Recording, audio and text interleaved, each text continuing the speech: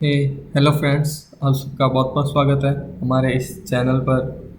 आपसे एक छोटी सी रिक्वेस्ट है कि हमारे चैनल को सब्सक्राइब कर लीजिए और यार प्लीज़ इस वीडियो को लाइक कीजिए और शेयर कीजिए।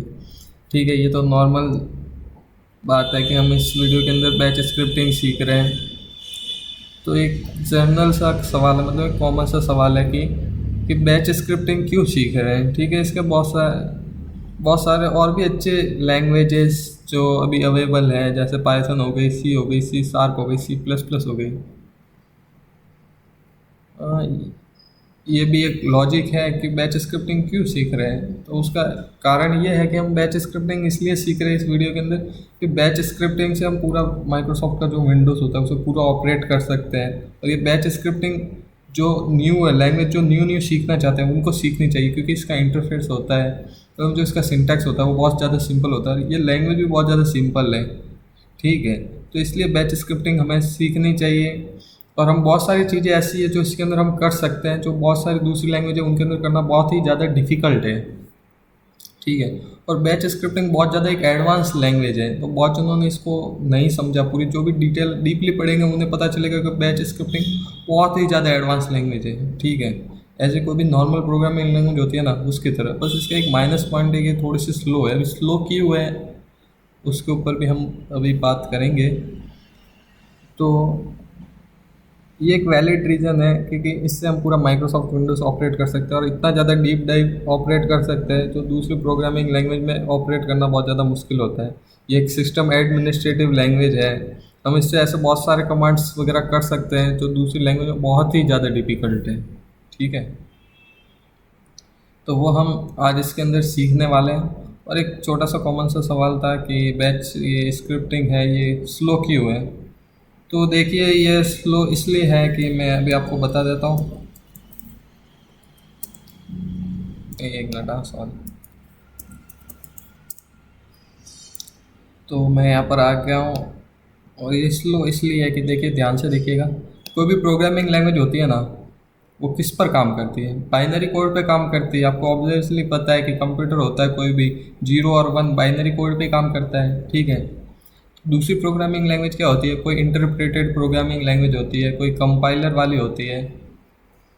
तो सी और सी प्लस प्लस क्या है, मशीन कोड में सारा जो भी उनकी प्रोग्रामिंग लैंग्वेज होती है उन सबको मशीन कोड में कन्वर्ट कर लेते हैं एग्जीक्यूटेबल फॉर्म में, फिर हम उसे यूज़ कर सकते हैं।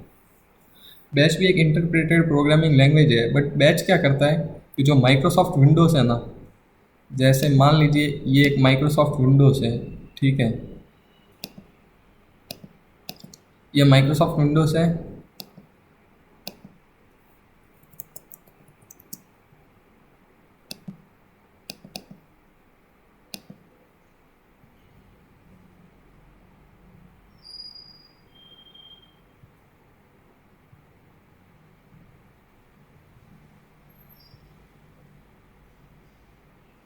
ये मान लीजिए माइक्रोसॉफ्ट विंडोज़ है। ठीक है, ये क्या करता है, माइक्रोसॉफ्ट विंडोज़ है ना, इसके पास पहले से ही ऑलरेडी बहुत सारा मशीन कोड पड़ा है। मशीन कोड है ना, इसके पास पहले से बहुत सारा मौजूद है।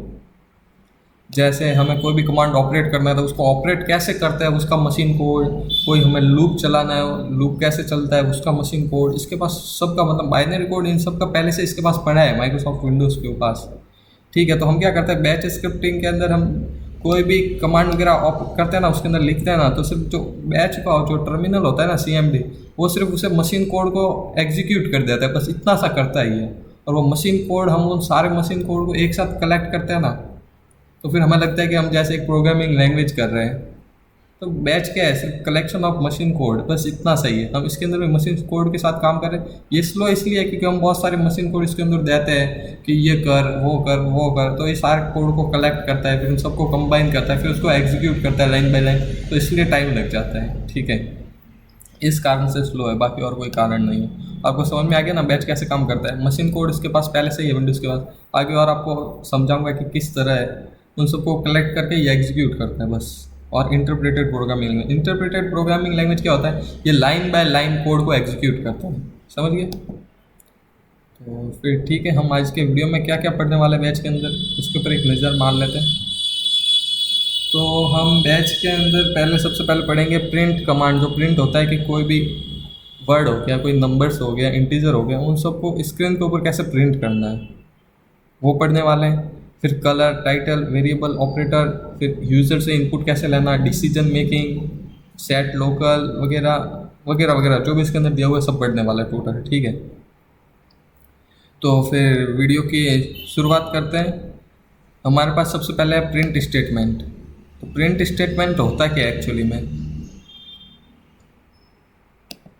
देखिए, प्रिंट स्टेटमेंट होता है, प्रिंट स्टेटमेंट मतलब जो भी हमको भी वर्ड वगैरह दे इसको कमांड प्रॉम्प्ट को, वो स्क्रीन के ऊपर प्रिंट कर ले। कैसे?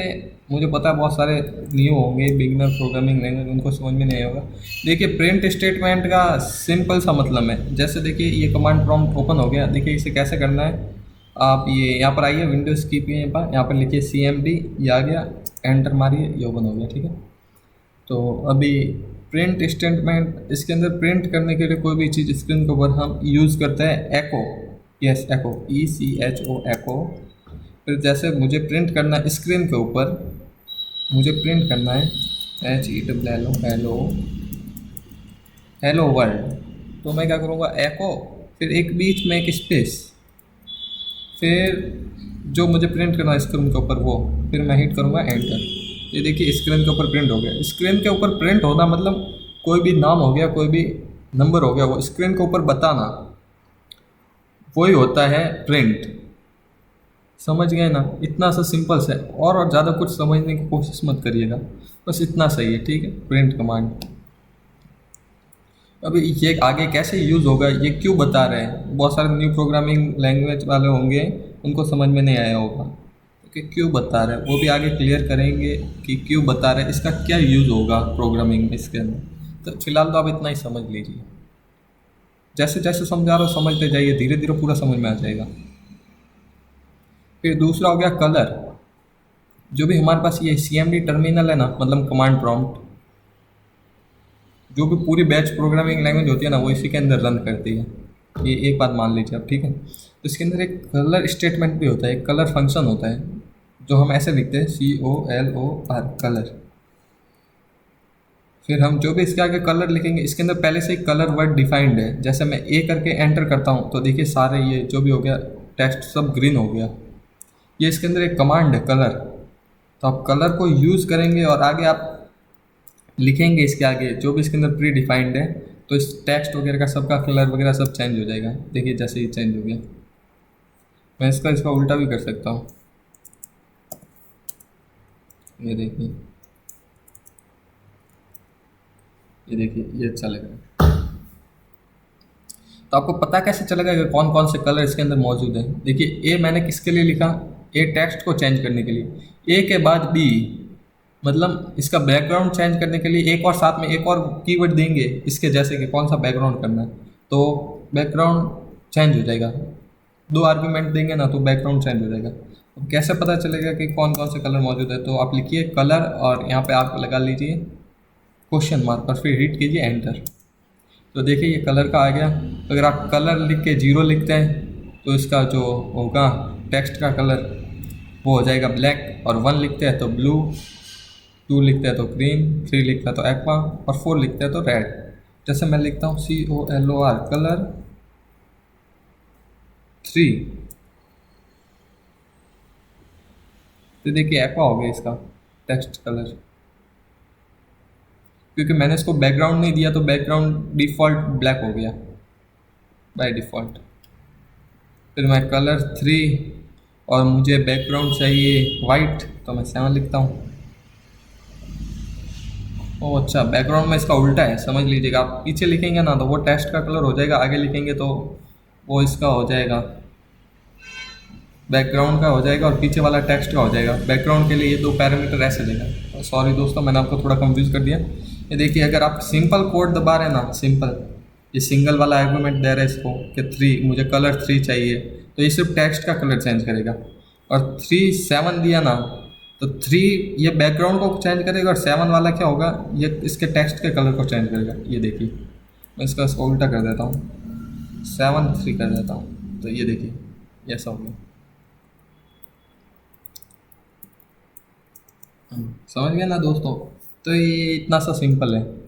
और कोई ज़्यादा हार्ड नहीं है। एक बार मैं इसको कलर 3 कर देता हूँ, 3 वाला ज़्यादा अच्छा लग रहा था। हाँ ये देखिए, ये ज़्यादा अच्छा लग रहा है। तो ये कलर वाला समझ में आ गया ना। कोई डाउट वगैरह हो ना तो आप खुद एक बार प्रैक्टिकल कीजिए, कलर लेके आके आप खुद चेंज करने की ट्राई कीजिए इसको, कमांड प्रॉम्प्ट को। जिनको समझना है अभी वीडियो को पॉज कर लीजिए और जाइए और समझिए इसको। तो क्या होगा, आपको समझ में आ जाएगा कि कैसे कलर वगैरह चेंज हो रहा है। ठीक है, तो प्रैक्टिकल करेंगे तो आपको समझ में आ जाएगा लगभग कि क्या हो रहा है, किस तरह से हो रहा है। और ज़्यादा समझाने की ज़रूरत भी नहीं पड़ेगी, क्योंकि एक बार प्रैक्टिकल करेंगे, बहुत ज़्यादा सिंपल है, कोई ज़्यादा हार्ड नहीं है। इतना सा समझ लीजिएगा। और फिर होता है टाइटल। टाइटल आ जाता है हमारा थर्ड कमांड। देखिए टाइटल मतलब ये यहाँ पर देखिए, यहाँ पर कर्सर को देखिए, माउस को यहाँ पे देखिए, कमांड प्रॉम्प्ट लिखा हुआ है ना, हम टाइटल कमांड यूज़ करके इसका चेंज कर सकते हैं। यहाँ पे इसके जगह, टाइटल के जगह हम यहाँ पे कुछ भी टाइटल दे सकते हैं, जैसे कुछ भी, जैसे मैं यहाँ पे लिख लेता हूँ TITLE टाइटल। ये देखिए इसका कमांड ही होता है इसको चेंज करने का, इसको टाइटल को। तो ये सारे कमांड भी आप एक अपनी कॉपी में या फिर नोट पैड में नोट कर लीजिए, कमांड वाइज कमांड। ठीक है, वरना फिर ये इमेज मैं दे दूँगा आपको, ये वाली। ऐसे इसके अंदर बहुत सारे कमांड्स हैं जो मैंने ऐसे सब कमांड्स नहीं लिखे हैं, तो वो आपको नोट करने पड़ेंगे। फिर देखिए मैं लिखता हूँ टाइटल, फिर मैं लिखता हूँ BATCH बैच प्रोग्रामिंग। तो ये देखिए यहाँ का इसका टाइटल चेंज हो गया, देख सकते हैं। और मैं कुछ और टाइटल भी लिख सकता हूँ, जैसे मैं सिर्फ ओनली बैच दे देता हूँ, तो ये देखिए यहाँ पे बैच हो गया। इसका भी बहुत सारा यूज़ है, वो कैसे है वो भी हम बाद में देखेंगे। फिर फोर्थ पे आ जाता है वेरिएबल। तो ये आपको थोड़ा डिफ़िकल्ट लगेगा, जो बहुत ज़्यादा न्यू है, फिर भी देखते हैं समझते हैं। देखिए इसके अंदर वेरिएबल क्या होता है। वेरिएबल का सिंपल सा मतलब इतना सा होता है कि एक कोई भी जगह, रैम क्या होती है, रैम एक मेमोरी है, मतलब जो कोई भी डेटा स्टोर कर सकती है अपने अंदर, मतलब वो टेम्परेरी स्टोर रखती है। तो रैम वो एक मेमोरी है। और वेरिएबल क्या होता है कि रैम के अंदर किसी एक जो उसकी मेमोरी होती है ना, कहीं पर भी मेमोरी के अंदर वो एक जगह बना लेता है वेरिएबल।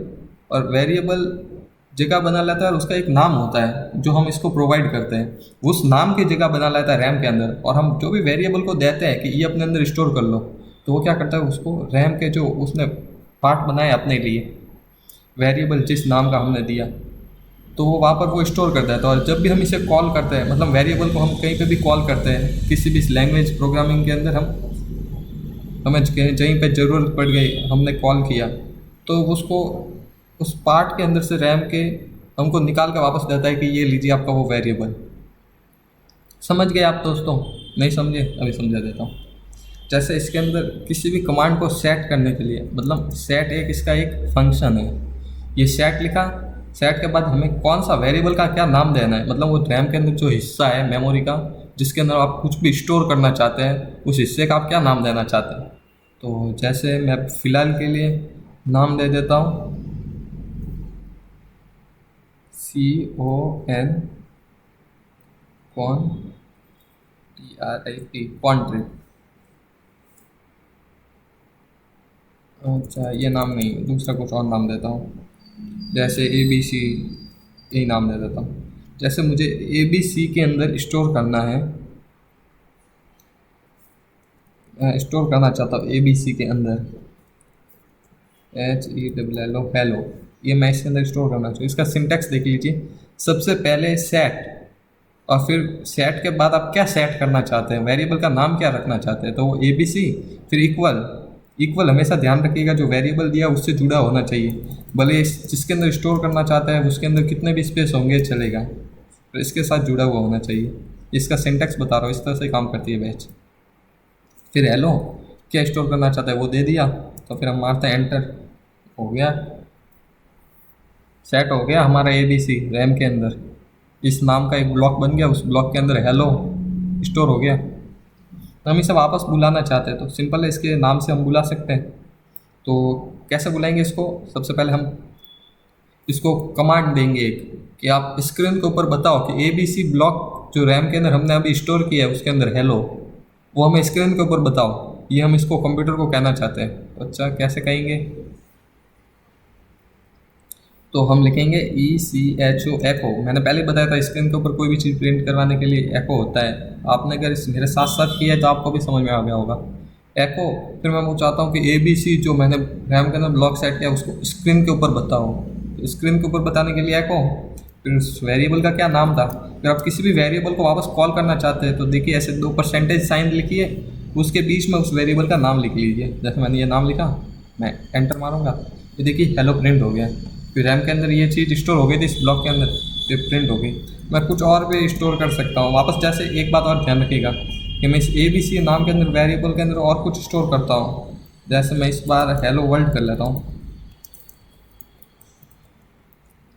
हेलो वर्ल्ड स्टोर किया तो ये है ब्लॉक हो गया। जो पहले वाला ब्लॉक था वो डेस्ट्रॉय हो गया और उस रैम के अंदर इसी नाम का एक और ब्लॉक बन गया और उस ब्लॉक के अंदर ये हेलो वर्ल्ड स्टोर हो गया। सेम नाम का आप वेरिएबल वापस बनाएंगे ना सेम नाम का, तो पहले वाला जो ब्लॉक था वो डिस्ट्रॉय हो जाएगा और नया वाला ब्लॉक बन जाएगा। ये बात ध्यान रखिएगा। और दूसरे नाम के जितने भी बनाएंगे उतने सारे ब्लॉक रैम के अंदर बनते जाएंगे। तो मैं इसको कॉल करता हूँ, एक बार स्क्रीन पर प्रिंट करवाता हूँ ABC। तो देखिए हेलो वर्ल्ड स्क्रीन के ऊपर प्रिंट हो गया। और जैसे मैं दूसरा कोई भी और नाम लिखता हूँ तो वो तो ऑब्वियसली प्रिंट हो ही जाएगा। दूसरा और नाम का एक वेरिएबल बनाता हूँ, जैसे मैं एक गेम नाम का वेरिएबल बना देता हूँ। उसके अंदर मैं लिखता हूँ न्यू गेम 1 2 3। ये गेम के नाम के वेरिएबल में मैंने ऐसे स्टोर कर लिया। देखिए इसका कुछ मतलब तो है नहीं, मैंने ऐसे ही आपको सिखाने के लिए बता रहा हूँ। फिर मैं उसको बोलता हूँ कि स्क्रीन पर प्रिंट कर दो जो गेम के अंदर स्टोर है, गेम वेरिएबल के नाम के अंदर जो हमने अभी रैम के अंदर डिक्लेयर किया है। तो ये प्रिंट हो गया। और हम इसे ऐसे भी प्रिंट कर सकते हैं, स्क्रीन के ऊपर हम ऐसे भी बता सकते हैं। जैसे मुझे चाहिए एक सेकंड ना, ABC और एक और वेरिएबल जिस था गेम। ये दोनों वेरिएबल स्क्रीन के ऊपर बताओ। हम इसे ऐसे भी बता सकते हैं, कितने भी बता सकते हैं जितने हम बताना चाहें। तो देखिए ये आ गया। सबसे पहले ABC, ये देखिए ABC के अंदर हमने क्या स्टोर किया था, हेलो वर्ल्ड। ये देखिए हेलो वर्ल्ड आपको दिख रहा होगा, ये हेलो वर्ल्ड। फिर हमने गेम के अंदर क्या स्टोर किया था, ये न्यू गेम 1 2 3। फिर ये न्यू गेम 1 2 3।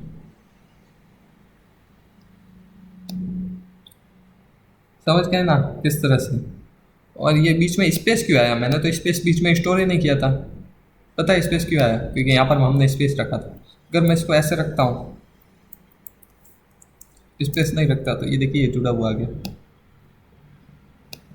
ये स्पेसेस भी अंदर स्टोर करता है अपने साथ में। तो उम्मीद करता हूँ कि वेरिएबल तो समझ में आ गया होगा। थोड़ा सा डिफ़िकल्ट है, एक बार ट्राई कीजिए, खुद समझ में आ गया होगा मेरे हिसाब से तो। फिर फिफ्थ हम आ जाते हैं ऑपरेटर के ऊपर।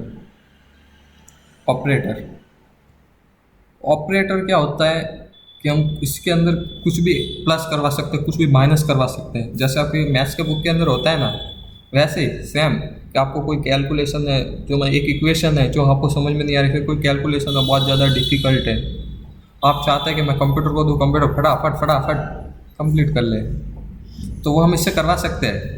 इसके अंदर ये कैलकुलेशन वगैरह सब कर सकता है ये CMD terminal.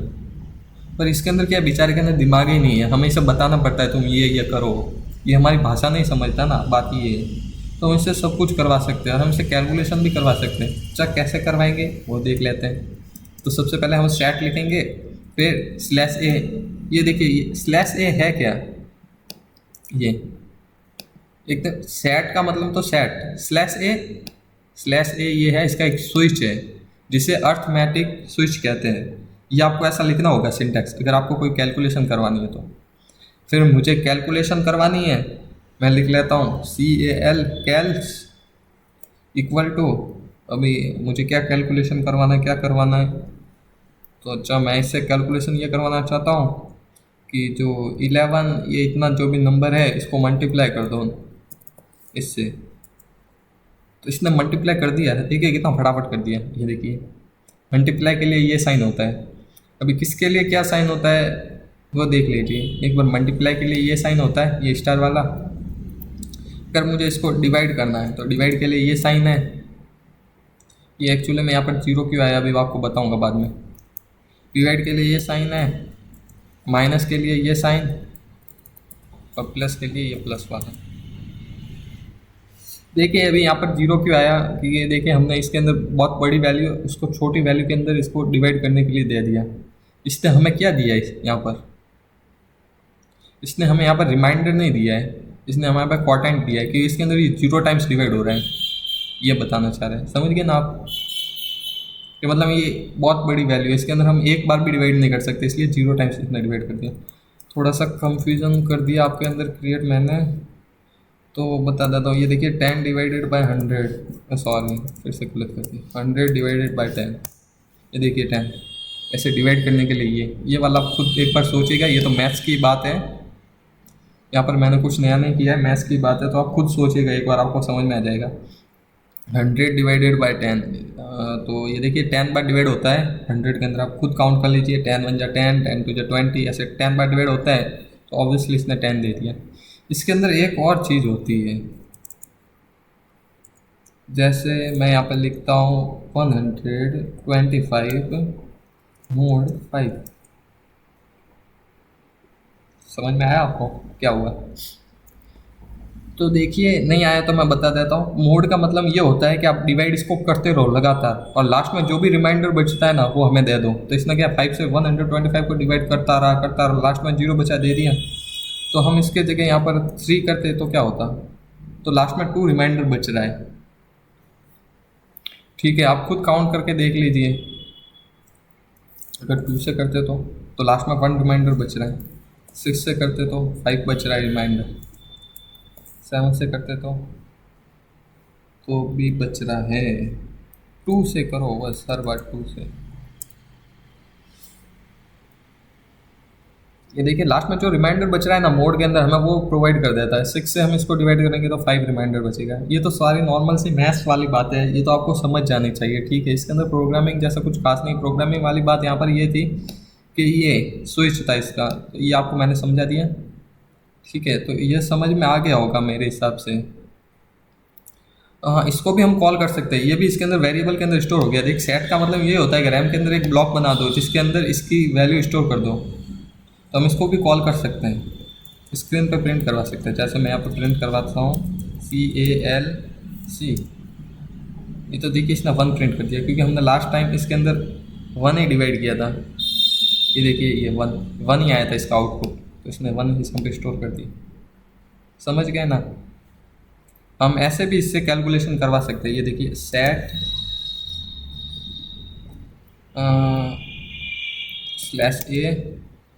/a equal, sorry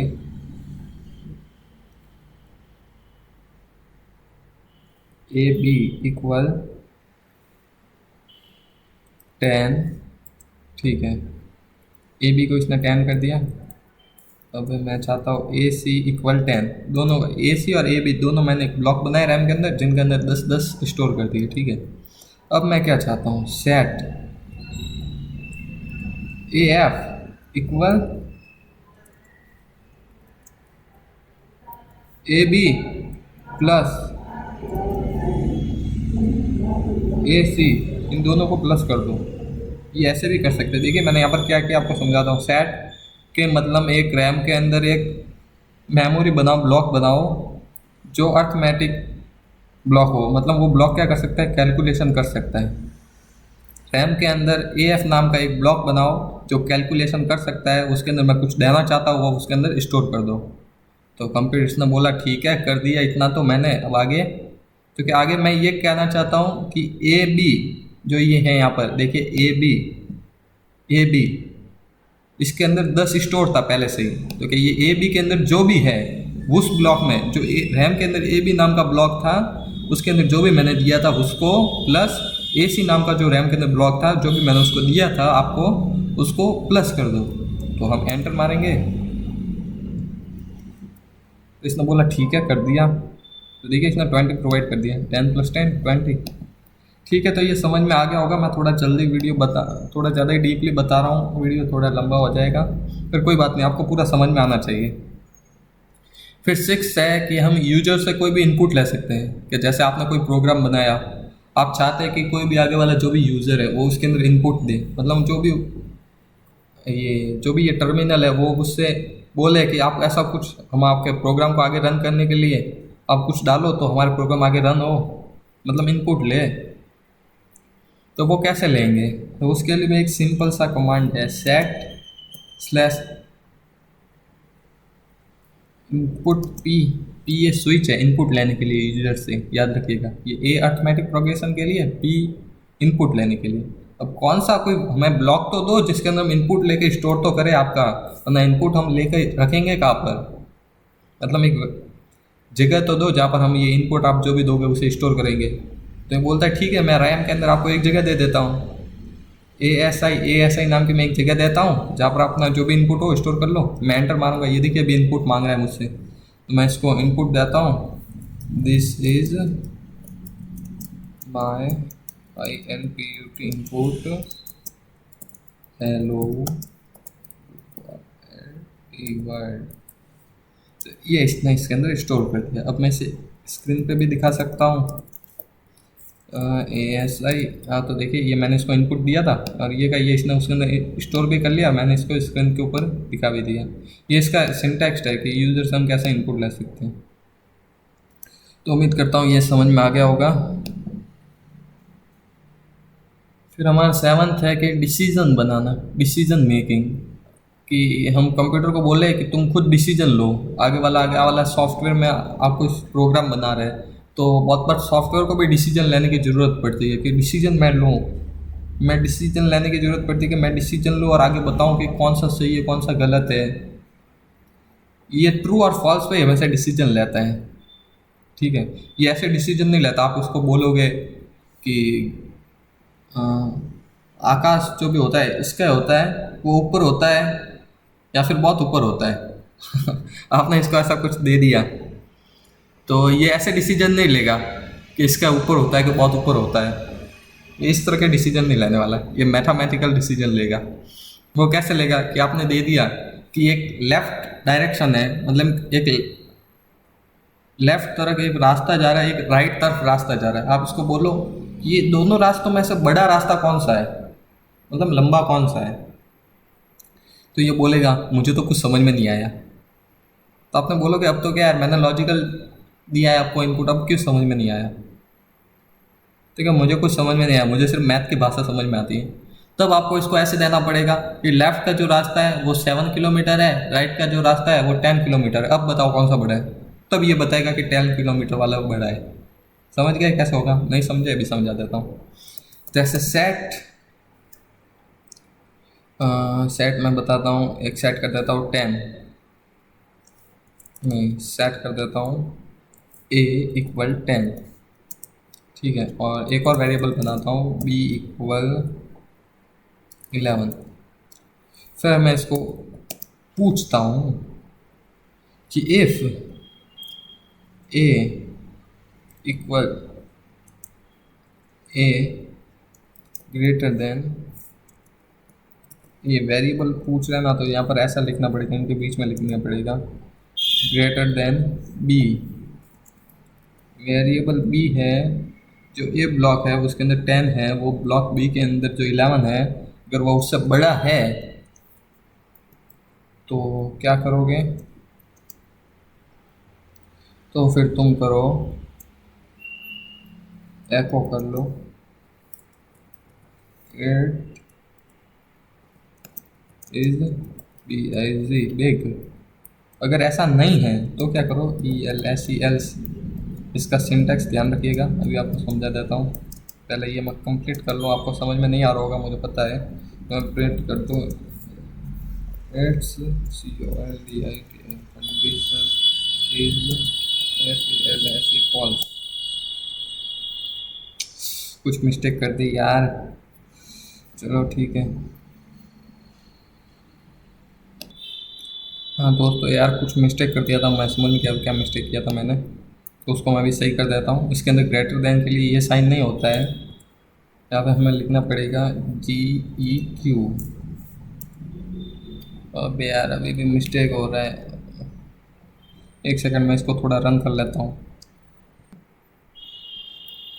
तो हाँ दोस्तों, कुछ प्रॉब्लम हो गई थी। अब ठीक है, मैंने वो प्रॉब्लम सॉल्व कर दी है। तो देखिए, अब अभी मैं आपको एक कंडीशन वाला समझाता हूँ। तो देखिए, इसके अंदर क्या था कि मैंने इसको एक कंडीशन दी, ये जो 100 है, एक 100 जो डिजिट है वो 101 से बड़ा है। तो क्या प्रिंट पे, स्क्रीन पे क्या बताओ कि ये बड़ा है, नहीं तो क्या बताओ ये छोटा है। तो मैं इसको बोलता हूँ ठीक है। तो इसने बोला नहीं, 101 से छोटा है। तो मैंने बता दिया छोटा है। तो बड़ा है तो बड़ा कैसे, मैं इसको बड़ा कर देता हूँ, ये बताता है या नहीं बताता है। मैं यहाँ पे 102 कर देता हूँ। तो देखिए, इसने बताया ये लार्जर है। तो समझ गए ये कैसे है। और मैं इसको उसके अंदर ट्राई करने की कोशिश कर रहा था, वेरिएबल के अंदर। तो ये कुछ इस तरह से होगा, उसका सिंटैक्स इस तरह से है। तो इसके अंदर क्या होता है, सिंटैक्स बहुत ज़्यादा याद रखना पड़ता है, बाकी है सिंपल। तो ये देखिए, ये एक्चुअली में है क्या, मैं आपको बताता हूँ। यार A10 है और B11 है। बी B11 है तो A10 है, तो ये इससे छोटा है। तो इसने बता दिया ये स्मॉलर है। तो इसका देखिए सिंटैक्स कुछ इस प्रकार से होता है। सबसे पहले इफ़ का मतलब यदि ए, फिर इसके बाद ये, अगर आपको ये कॉलम्स, फिर उसके बीच में फिर ये वेरिएबल, यदि ए बड़ा है बी से, तो फिर क्या करो, एको करो लार्जर, मतलब बड़ा है। एल्स एल्स नहीं तो क्या एको करो, ये स्मॉलर है। इसका सिंटैक्स कुछ इस प्रकार से होगा। और एक बात और ध्यान रखिएगा, अगर आपने एल्स को दूसरी लाइन में लिख लिया तो इसको एग्जीक्यूट नहीं करेगा। जो भी कंडीशन देनी है इसी एक लाइन में दीजिएगा। ठीक है, अभी प्रोग्रामिंग करेंगे तब उसका थोड़ा सा अलग होता है, नहीं तो फिलहाल यही होगा। मुझे पता है थोड़ा सा डिफिकल्ट है, आपको समझ में नहीं आएगा। ये थोड़ा सा वीडियो स्टार्ट से देखिए, या फिर नहीं तो आप खुद एक बार ट्राई कीजिए। इसको ट्राई करोगे तो पक्का समझ में आ जाएगा 100%। क्योंकि आप जो भी, अगर जो मतलब दूसरे प्रोग्रामिंग लैंग्वेज से आए हैं यहाँ पर सीखने, तो उनको तो समझ में आ गया होगा, उनको तो देखते ही सब समझ में आ गया होगा, उनको कुछ करने की ज़रूरत ही नहीं है। जो भी नए हैं, जिनको कुछ भी नहीं आता, इसका ABCD भी नहीं आता, सर कभी पढ़ा ही नहीं प्रोग्रामिंग, उनके लिए बोल रहा हूँ। उनको नहीं आता है ना, तो वो उसको ट्राई करो। ट्राई करने से बहुत कुछ हो जाता है। फिर डिसीजन मेकिंग ये हो गया। फिर इसके अंदर set local enable delayed expansion, ये कमांड होता है। तो ये क्या काम का यार, ये क्यों है कमांड, तो मैं आपको बताता हूँ ये क्यों है, क्यों बनाया इन्होंने। तो मैं इसको फ़िलहाल तो बताता हूँ, रुकिए। हमें जो चाहिए था वो भी आया नहीं इसके अंदर, वरना वो भी कमांड में यूज़ करने वाला था। तो वो भी तो बहुत पीछे है, जब आएगा तब बताऊँगा। तो फिलहाल तो हम इसके ऊपर ही आते हैं। देखिए, मैं यहाँ पर लिखता हूँ सेट LOCL लोकल। मैं जैसा जैसा कर रहा हूँ वैसा ऐसा कीजिए। Set local ENABL enable DELAYD delayed EXPANSN enable delayed expansion. तो ठीक है, इसने इसको इनेबल कर दिया। सेट लोकल का मतलब जो मैं इस टर्मिनल को यूज़ कर रहा हूँ, टर्मिनल तक, किसी बाहर वाले फाइल के ऊपर नहीं, नहीं अंदर वाले के ऊपर, मैं जो भी इसके अंदर अभी सेट लोकल के बाद अभी जो इसके अंदर यूज़ करने वाला हूँ, ये सेट लोकल मैंने इसको इनेबल कर दिया। अभी जो भी यूज़ करूँगा, जो भी वेरिएबल रैम के अंदर स्टोर करूँगा, वो सारे तुम क्या करो, जो ये टर्मिनल है ना, इसी टर्मिनल तक रखो। आगे आगे वाले टर्मिनल को मत दो। मुझे पता है कुछ समझ में नहीं आया होगा, सब कुछ साल ऐसे हो गया होगा। हाँ, तो मैं कर रहा हूँ वैसा कीजिए, अभी समझ में आ जाएगा। अभी क्या करता था, हम वेरिएबल को प्रिंट करवाने के लिए क्या यूज़ करते थे, ये परसेंटेज वाले सिंबल यूज़ करते थे। अब हम एक और सिंबल यूज़ कर सकते हैं वेरिएबल को प्रिंट करवाने के लिए, ये सेट लोकल इनेबल करने के बाद। ठीक है, तो सबसे पहले तो मैं एक वेरिएबल सेट कर देता हूँ, सेट वैर इक्वल टू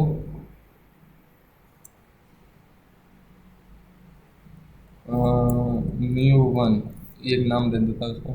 ठीक है, इसने सेट किया। अभी मैं प्रिंट करवाना है स्क्रीन के ऊपर, तो अभी मैं ये इन दोनों के बीच में भी इसको लिखूंगा ना वैर को, तो भी ये प्रिंट हो जाएगा। अरे क्यों नहीं हुआ, लोचा कहाँ आ गया। अगर मैं इसको ऐसे लिखूंगा तो परसेंटेज परसेंटेज, अच्छा अभी new1 प्रिंट हो गया।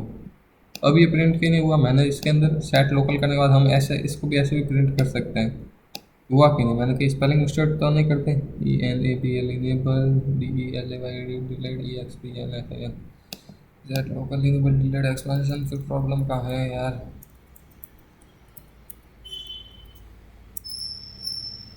अच्छा अच्छा अच्छा, मैं समझ गया, ये ऐसे काम नहीं करेगा ये इनेबल डिलेड एक्सपांशन वाला। सबसे पहले तो मैं लोकल को एंड कर देता हूँ, एंड LOCL लोकल। अरे यार दोस्तों, मैंने आपको बहुत कंफ्यूज कर दिया, मुझे पता है आपको कुछ समझ में नहीं आया होगा। तो फिर ठीक है, मैं फिर स्टार्ट से समझाता हूँ आपको। मैंने क्या किया, SCT सेट LOCL लोकल। देखिए सेट लोकल का मतलब, जो भी मैं इस कमांड के, अभी ये कमांड मैंने जो रन किया, इसके बाद जो भी करूँगा ना, वो एक सीमित दायरे में मौजूद रहेगा। वो सीमित दायरा कहाँ तक होगा, वो समझिए।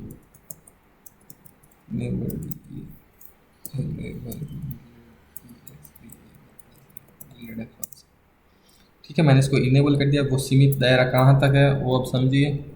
तो जैसे मैंने कर दिया set var equal to new hello 1 2 3, ये जो भी कुछ भी दिया, ठीक है, इसको मैंने सेट कर दिया। अभी मैं क्या करूँगा, इसको स्क्रीन पर प्रिंट करवा सकता हूँ ना, सबको पता है कैसे करना है, सब पढ़ पढ़ के पोपट हो गए। ये भी मैं इसको स्क्रीन के ऊपर प्रिंट करवाता हूँ, इसने स्क्रीन के ऊपर प्रिंट कर दी। अब मैं क्या करता हूँ, यहाँ पर एंड कर देता हूँ इसको, लोकल जो भी मैंने सेट किया था ना लोकल को, उसको मैं एंड कर देता हूँ।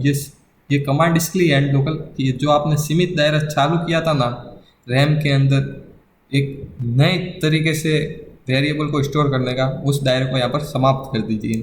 भाई साहब ने यहाँ पर समाप्त कर दिया। अब मैं यहाँ पर करता हूँ एको वेर, तो भी यार ये प्रिंट कर रहा है यार, क्या फालतू है यार, हो ही नहीं रहा है यहाँ पर तो।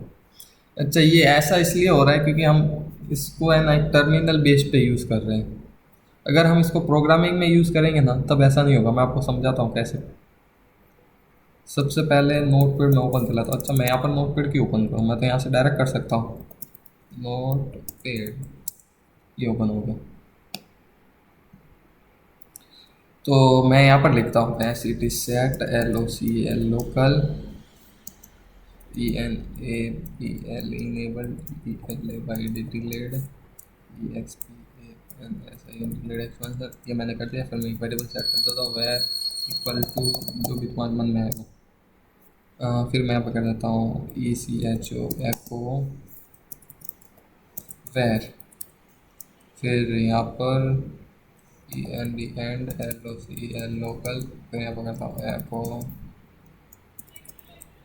वेर। अभी मैं इसको सेव कर देता हूँ। अगर आप कोई भी स्क्रिप्टिंग की रन करना चाहते हैं तो आप इसको सेव कैसे कीजिएगा, इस प्रकार से देखिए।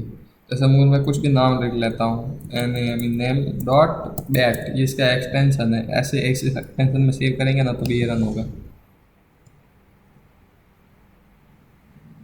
और मैं इसको यहाँ पर रन करता हूँ।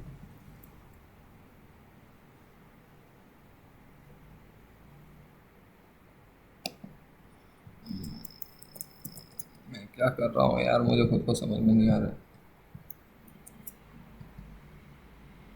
अब हो गया हो गया हो गया।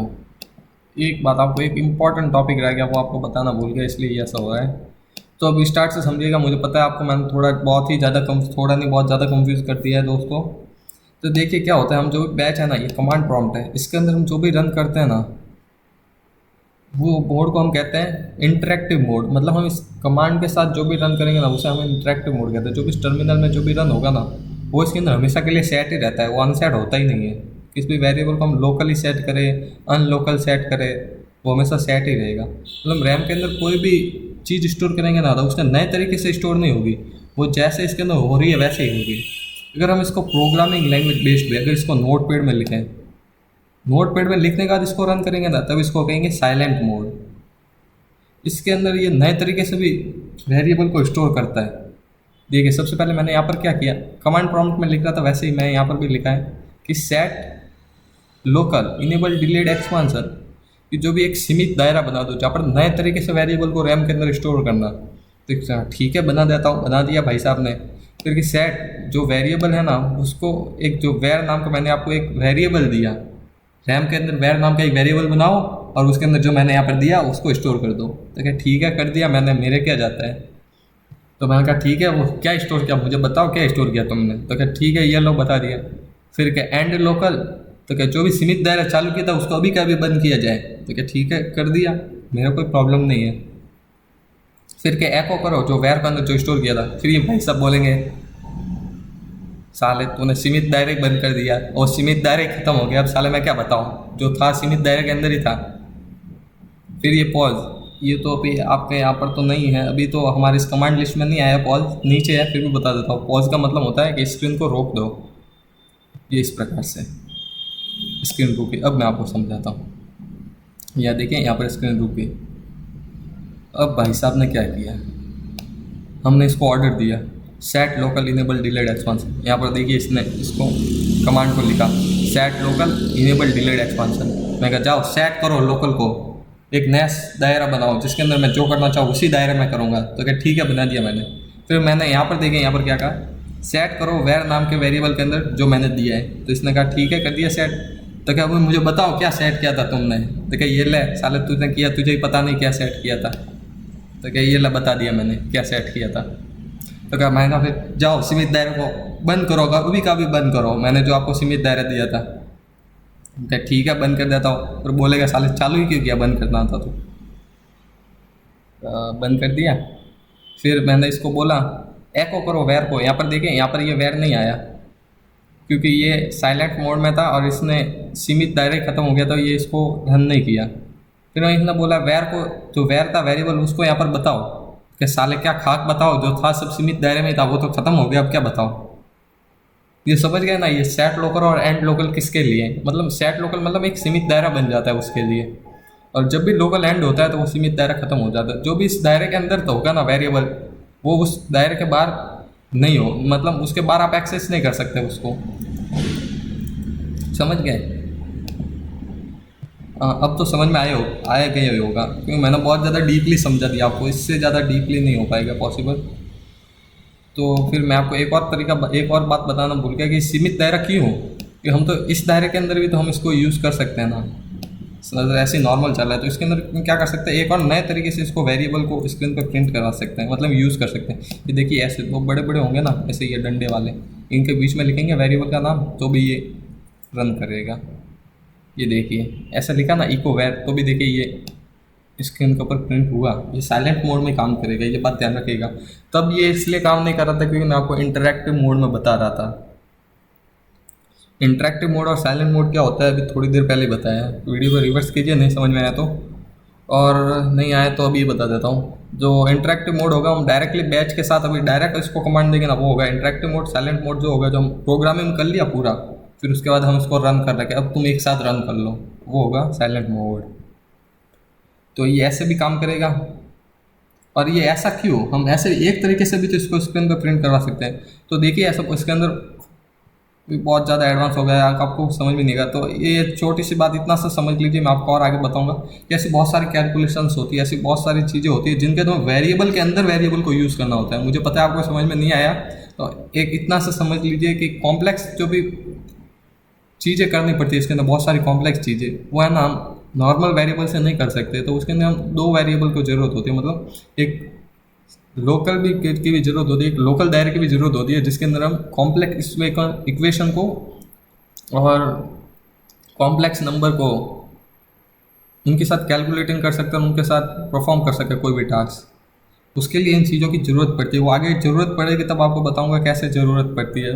अब इतना मान लीजिए कोई कॉम्प्लेक्स टास्क परफॉर्म करने के लिए इसकी ज़रूरत पड़ेगी, इतना तो समझ में आ गया ना। सेट लोकल और एंड लोकल, जो सेट लोकल के अंदर और एंड लोकल के बीच में किया है ना, वो उसको बाहर एक्सेस नहीं कर सकते ना। फिर मैं सेट लोकल को चालू करूँगा तो जहाँ तक ये ख़त्म हो गई है प्रोग्रामिंग लैंग्वेज, वहाँ तक ये चलेगा, उसके बाद ये बंद हो जाएगा। नहीं तो मैं इसको डायरेक्ट करूँगा ना, सेट लोकल नहीं करूँगा तो ये चलता जाएगा इसके वेरिएबल के अंदर।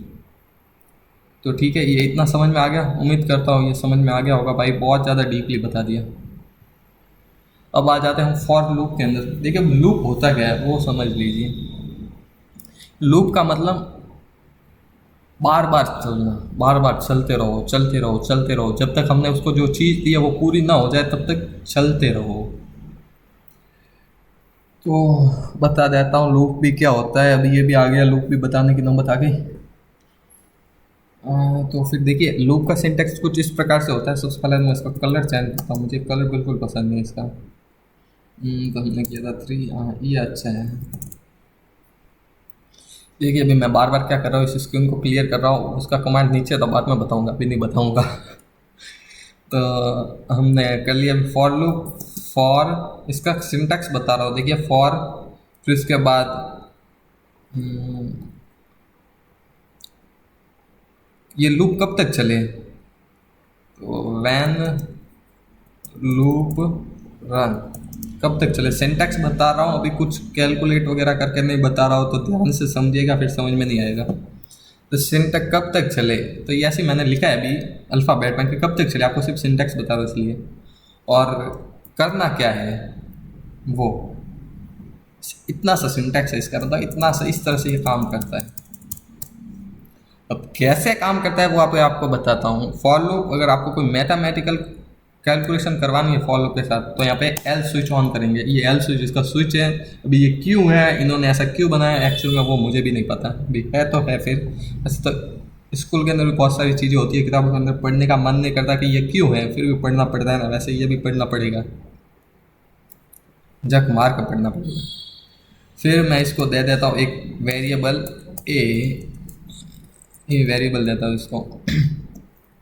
अभी मत समझिएगा क्या कर रहा हूँ, बाद में समझिएगा कि क्या कर रहा हूँ। शुरू हो यहाँ तक, चल यहाँ तक, चल यहाँ तक। अभी समझाता हूँ क्या किया है मैंने, अभी तो वैसे कुछ समझ में आएगा नहीं आपको, सब के सब बहुत इंटेलिजेंट है, इसलिए कुछ बोलूँगा नहीं तो मिसाल तुम्हें डिसलाइक मारते जाओगे। बात यह है कि साहब मुझे ही कुछ नहीं आता है।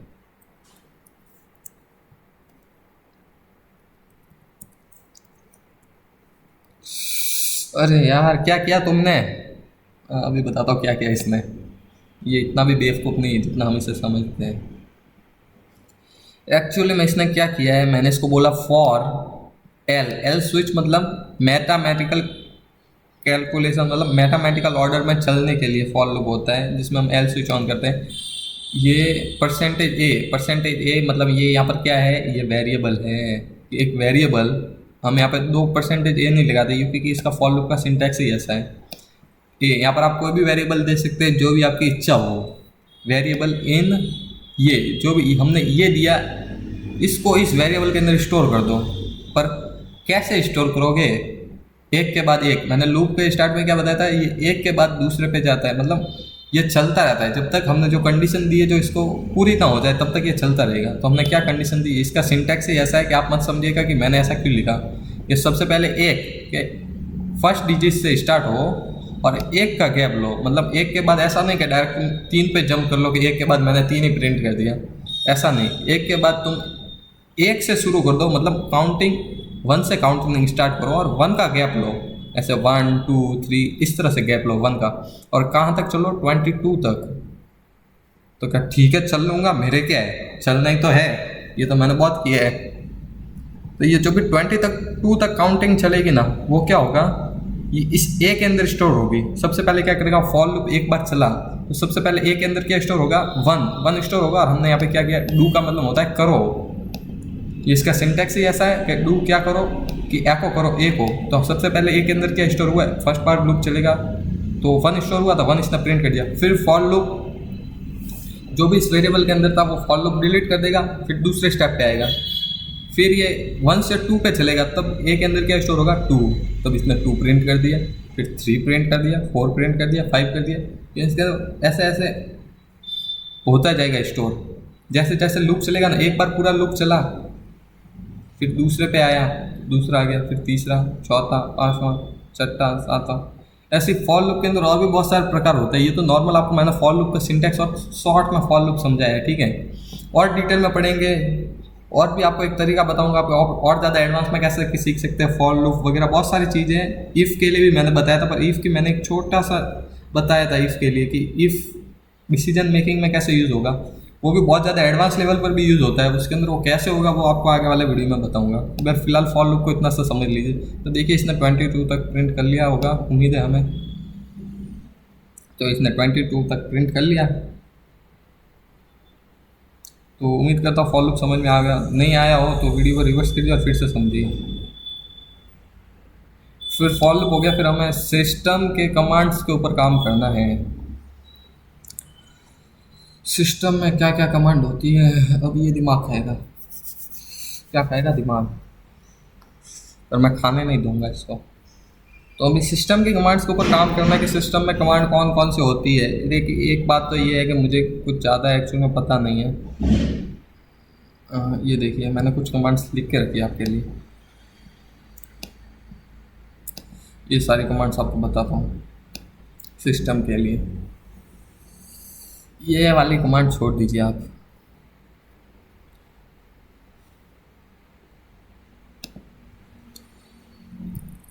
स्क्रीनशॉट लीजिएगा इस कमांड का।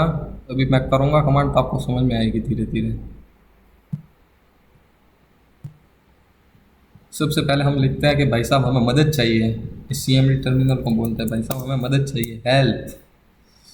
हेल्प इसके अंदर एक कमांड है, तो आप मत लिखिएगा कि हेल्प लिखने से मुझे मदद मिल गई, ऐसा नहीं है। इसके अंदर कमांड है प्री डिफाइंड, इसलिए इसने ये दे दिया। हेल्प लिखने पे ये सारी चीज़ें होती है। तो इसमें देखिए ASSOC ये कमांड है। ये कमांड क्या करता है, डिस्प्ले और मॉडिफाई करता है फाइल के एक्सटेंशन को।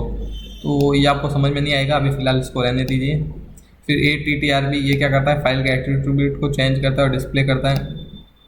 तो चलो छोड़ो इन सबको, ये आपके काम की नहीं है। आप ज़्यादा डीपली सीखोगे ना तब एडवांस लेवल पे, तभी आपके काम आएगी। फिलहाल तो अभी काम की नहीं है, अभी जो जो काम किया ना वो आपको बता देता हूँ।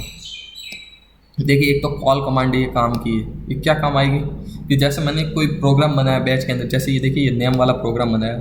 अगर मैं और दूसरा कोई बैच का प्रोग्राम बना रहा हूँ, इस नेम वाले इस प्रोग्राम को उसके अंदर मुझे लाना हो कि ये नेम वाला फाइल का कोड मुझे वापस ना लिखना पड़े और मैं उसके अंदर ला लूँ, तो मैं क्या करूँगा, कॉल करूँगा, फिर कॉल लिखूँगा आगे और फिर इसके आगे मैं लिखूँगा name.bat, फिर ये उस प्रोग्राम के अंदर आ जाएगा।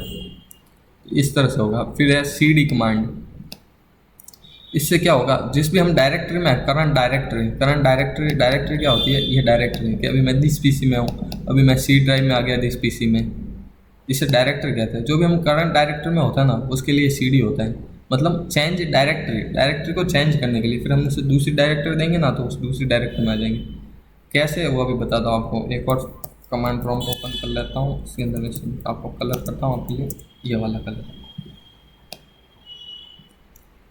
जैसे मैं इसको कहता हूँ CDDESK डेस्कटॉप, CD डेस्कटॉप। ये डेस्कटॉप के ऊपर आ गया, यहाँ पर देखिए ये डेस्कटॉप, ये करंट डायरेक्टरी थी। अगर मैं इसको पीछे जाना है, इस डायरेक्टरी से मुझे वापस पीछे जाना है, तो मैं क्या लिखूँगा, CD डेस्कटॉप से वापस पीछे आ गया, डेस्कटॉप से बाहर आ गया, वापस डेस्कटॉप में आना है, CD डेस्कटॉप। यहाँ पर देखिए यहाँ पर डायरेक्टरी चेंज हो रही है, ये देखिए यहाँ पर C ड्राइव में, यूज़र में, यहाँ पर ये डायरेक्टरी चेंज। और फिर ये आपके काम की नहीं।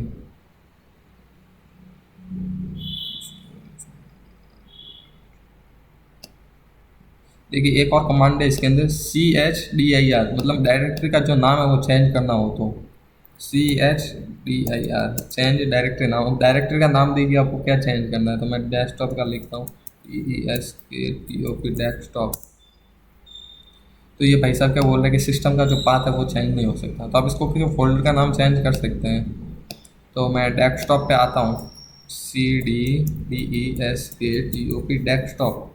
मैं डेस्कटॉप पे आया, ये बोल रहे भाई साहब पहले से डेस्कटॉप पे रहा, मैंने ध्यान नहीं दिया। मैं डेस्कटॉप के ऊपर आया, फिर मैंने क्या किया, अरे यार मैं डेस्कटॉप के ऊपर आया, तब मैं यहाँ पे एक और कमांड लिखता हूँ DIR। ये कमांड होता है, मतलब जो भी डेस्कटॉप पे जो भी फाइल्स वगैरह जो भी ये सब मुझे बताओ एक लिस्ट के अंदर, डायरेक्टरी की मुझे लिस्ट प्रोवाइड की जाइए। कंप्यूटर को हम कमांड दे रहे हैं, ये हमारा नौकर है, हम इसको दे रहे कमांड की साले मुझे सबकी लिस्ट बता, भी लिस्ट बता, वरना मैं तेरा XYZ कर दूंगा।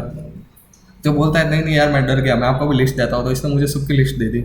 DIR इसके लिए कमांड है, लिस्ट की जो भी जिस भी डायरेक्टरी में, उस डायरेक्टरी में क्या क्या चीज़ें उन सबकी लिस्ट लेने के लिए। तो फिर इसने बोला ठीक है, मैंने आपको भाई साहब लिस्ट दे दी। तो मैं बोला लिस्ट देने से कुछ नहीं होगा, अभी मेरे लिए एक फोल्डर बनाओ। मैं लिखूँगा MKDIR, फोल्डर का नाम रखूँगा मैं हेलो WRLD, हेलो वर्ल्ड। तो इसमें भी देखें यहाँ पर डेस्कटॉप पे 2 फोल्डर बना दिए अलग अलग, क्योंकि मैंने यहाँ पर बीच में स्पेस दिया। अगर फोल्डर के बीच में आप स्पेस देंगे तो ये अलग अलग फोल्डर बना देगा। तो मुझे एक ही फोल्डर चाहिए, तो मैं इसके अंदर कुछ इस तरह से लिखूँगा इसको। नहीं नहीं, पहले मैं आपको एक बताता हूँ आप फोल्डर को डिलीट कैसे करेंगे। तो यहाँ पर ऐसा होगा, डेल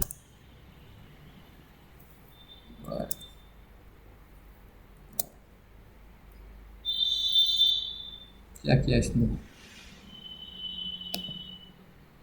फोल्डर को डिलीट करने के लिए कौन सा कमांड है मैं भूल गया।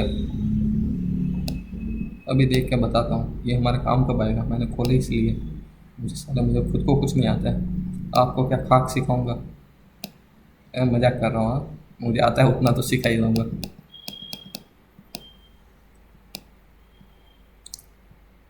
फाइल्स को डिलीट करने के लिए डेल होता है।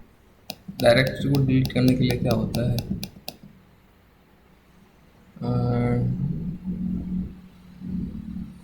और डिलीट डायरेक्टरी के लिए क्या होता है,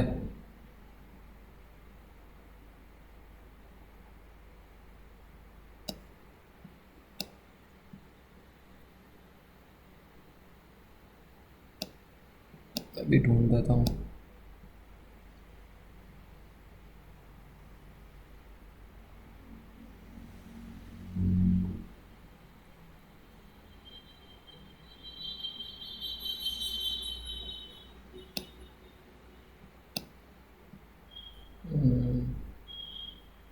हाँ ये होता है, मैं समझ गया। देखिए ये होता है डायरेक्टरी को डिलीट करने का, RMDIR। मुझे डिलीट करना है हेलो और फिर वर्ल्ड।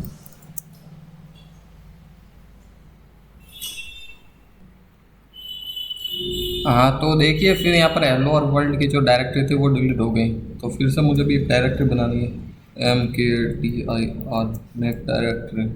मैं यहाँ पर लिखूँगा सिंपल सा हेलो, फिर WORLD, हेलो वर्ल्ड। तो देखिए यहाँ पर अब हेलो वर्ल्ड नाम की डायरेक्टरी बन गई। अगर मुझे इस दोनों नाम है इनके अंदर बीच में मुझे स्पेस चाहिए तो, अब ये तो मुझे आता ही नहीं, अब क्या करूँ। अब क्या करूँ। तो ये देखिए ये कुछ इस प्रकार से होता है, अगर मुझे इन दोनों के बीच में स्पेस देना है तो मैं क्या करूँगा, दोनों को इसके अंदर जो भी है ना, इसको क्या कहते हैं, जो भी कहते हैं उनके अंदर बंद कर दूंगा और यहाँ पर बीच में स्पेस दे दूंगा। तो देखिए ये स्पेस वाला बन गया, समझ गए ना। तो इसको मैं फिलहाल इसको डिलीट कर देता हूँ। तो मुझे भी यही चाहिए, तो अब मुझे इस डायरेक्टरी के अंदर जाना है, तो मैं क्या करूँगा। सबसे पहले तो मैं बताऊँगा यहाँ पर डायरेक्टरी कौन कौन सी है। हेलो वर्ल्ड है यहाँ पर, ये रही हेलो वर्ल्ड मिल गई। तो मुझे इस डायरेक्टरी के अंदर जाना है। तो डायरेक्टरी को चेंज करने की कौन सी कमांड थी, चेंज डायरेक्टरी, CD चेंज, फिर D फॉर डायरेक्टरी। फिर कौन सी डायरेक्टरी में जाना है, तो मैं लिखूँगा हेलो। इसको ऑटो कंप्लीट करने के लिए यहाँ पर दबाइए टैब, तो ये देखो ऑटोमेटिक कंप्लीट हो गया। तो हेलो वर्ल्ड डायरेक्टरी में आ गया, फिर इसको कहूँगा DIR। तो क्या भाई साहब बोल रहे हैं साले डायरेक्टरी में कुछ रखा ही नहीं, तो मैं खाक बताऊँ क्या तुझे। तो मैं कहा कि यार गुस्सा क्यों हो रहा है, तू तो नौकर ही है ना साले, मैं बोलूँगा वही करेगा ना। तो क्या हाँ वो तो है। फिर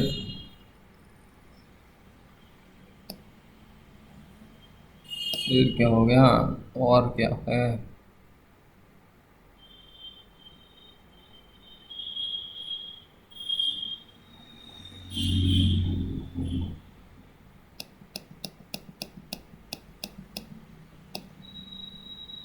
डायरेक्टरी कैसे बनानी है, डिलीट कैसे करनी है, और उसके अंदर कैसे आना है, ये सब चीज़ें तो आपको समझ में आ गई।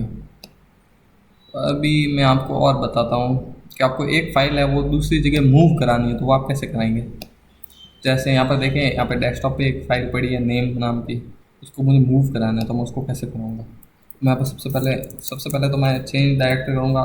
जो पहले वाली डायरेक्टरी है मैं उसमें आऊँगा। तो देखिए पहले वाले डायरेक्टरी में क्या आता है, CD फिर पीछे 2 डॉट, तो ये एक डायरेक्टरी बैक हो जाएगा। तो देखिए एक डायरेक्टरी बैक हो गई। सबसे पहले इस कचरे को मैं क्लीन कर देता हूँ। स्क्रीन को क्लियर करने के लिए हम लिखेंगे CLS, clear screen.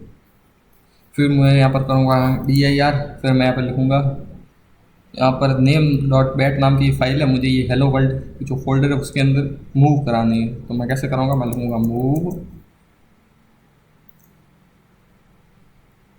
Name dot bat, इसको मुझे मूव कराना है हेलो वर्ल्ड के अंदर, ये भाई साहब बोल दिया वन, ये फाइल मूव होगी। मैं आपको यहाँ पर बताता हूँ, ये देखिए यहाँ फाइल इसके अंदर आ गई। मुझे चेक करना है इसके अंदर आई कि नहीं आई, इस कमांड प्रॉम्प्ट के अंदर। तो मैं कैसे करूँगा, तो मैं करूँगा करूँगा ऐसे करूँगा सी डी ऐसे हेलो हेलो वर्ल्ड। फिर मैं यहाँ पे इसको बताता हूँ, अब बता क्या डायरेक्टरी में, ये बोलता हाँ अब तो है यहाँ पे डायरेक्टरी में नेम डॉट बैट नाम की एक फ़ाइल है जो मूव होगी। अगर आपको कॉपी कराना है तो सेम कॉपी के लिए ऐसा ही होगा, और ये फाइल मूव हो गई है उसके लिए आपको कमांड लिखना, मूव की जगह आपको कमांड लिखना पड़ेगा COPY कॉपी। ठीक है। अगर किसी फाइल का आपको नेम चेंज करना है, जैसे मेरे यहाँ पे नेम डॉट बैट है, इसका नाम मुझे चेंज करना है, तो मैं लिखूँगा यहाँ पे री, फिर NAME री नेम, फिर NA, इसको कंप्लीट करूँ नेम डॉट बैट। इसका नाम मुझे नया नाम क्या रखना है, तो मुझे इसका नया नाम रखना है Ogle, OGAL Ogle dot bat. इसका ऐसे इसका कुछ मतलब नहीं होता है, मैं इसको भी डीआईरेक्ट करता हूँ। तो देखिए यहाँ पे नाम चेंज हो गया इसका, ओगल डॉट बैट हो गया। तो ये सारे छोटे छोटे कमांड इसके अंदर दिए हुए हैं, आप चाहे तो देख सकते हैं, नहीं तो मेरे साथ साथ आप ट्राई कीजिए, आप ही सीख जाएंगे कैसे होता है। एक और चीज़, एक चीज़ और रह गई नहीं, ये रिमूव हो गया, कॉपी हो गया, और मैं चाहता हूँ कि इस फाइल को जो इसके अंदर पड़ी है उसको मैं डिलीट कर दूँ। तो डिलीट करने के लिए क्या है, यहाँ पे डेल, फिर OGAL Ogle dot bat, delete होगी। अब मैं इसको डायरेक्टरी को साइन कर दूँ, तो अब देखिए यहाँ पर ये नहीं है। इसके अंदर एक और कमांड है, मैं भी देखता हूँ।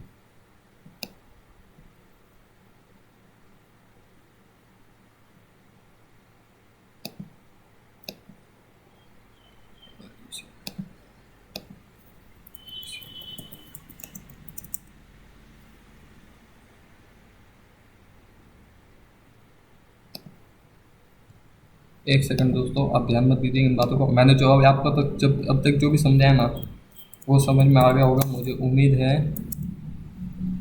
अब मैं करता हूँ यहाँ पे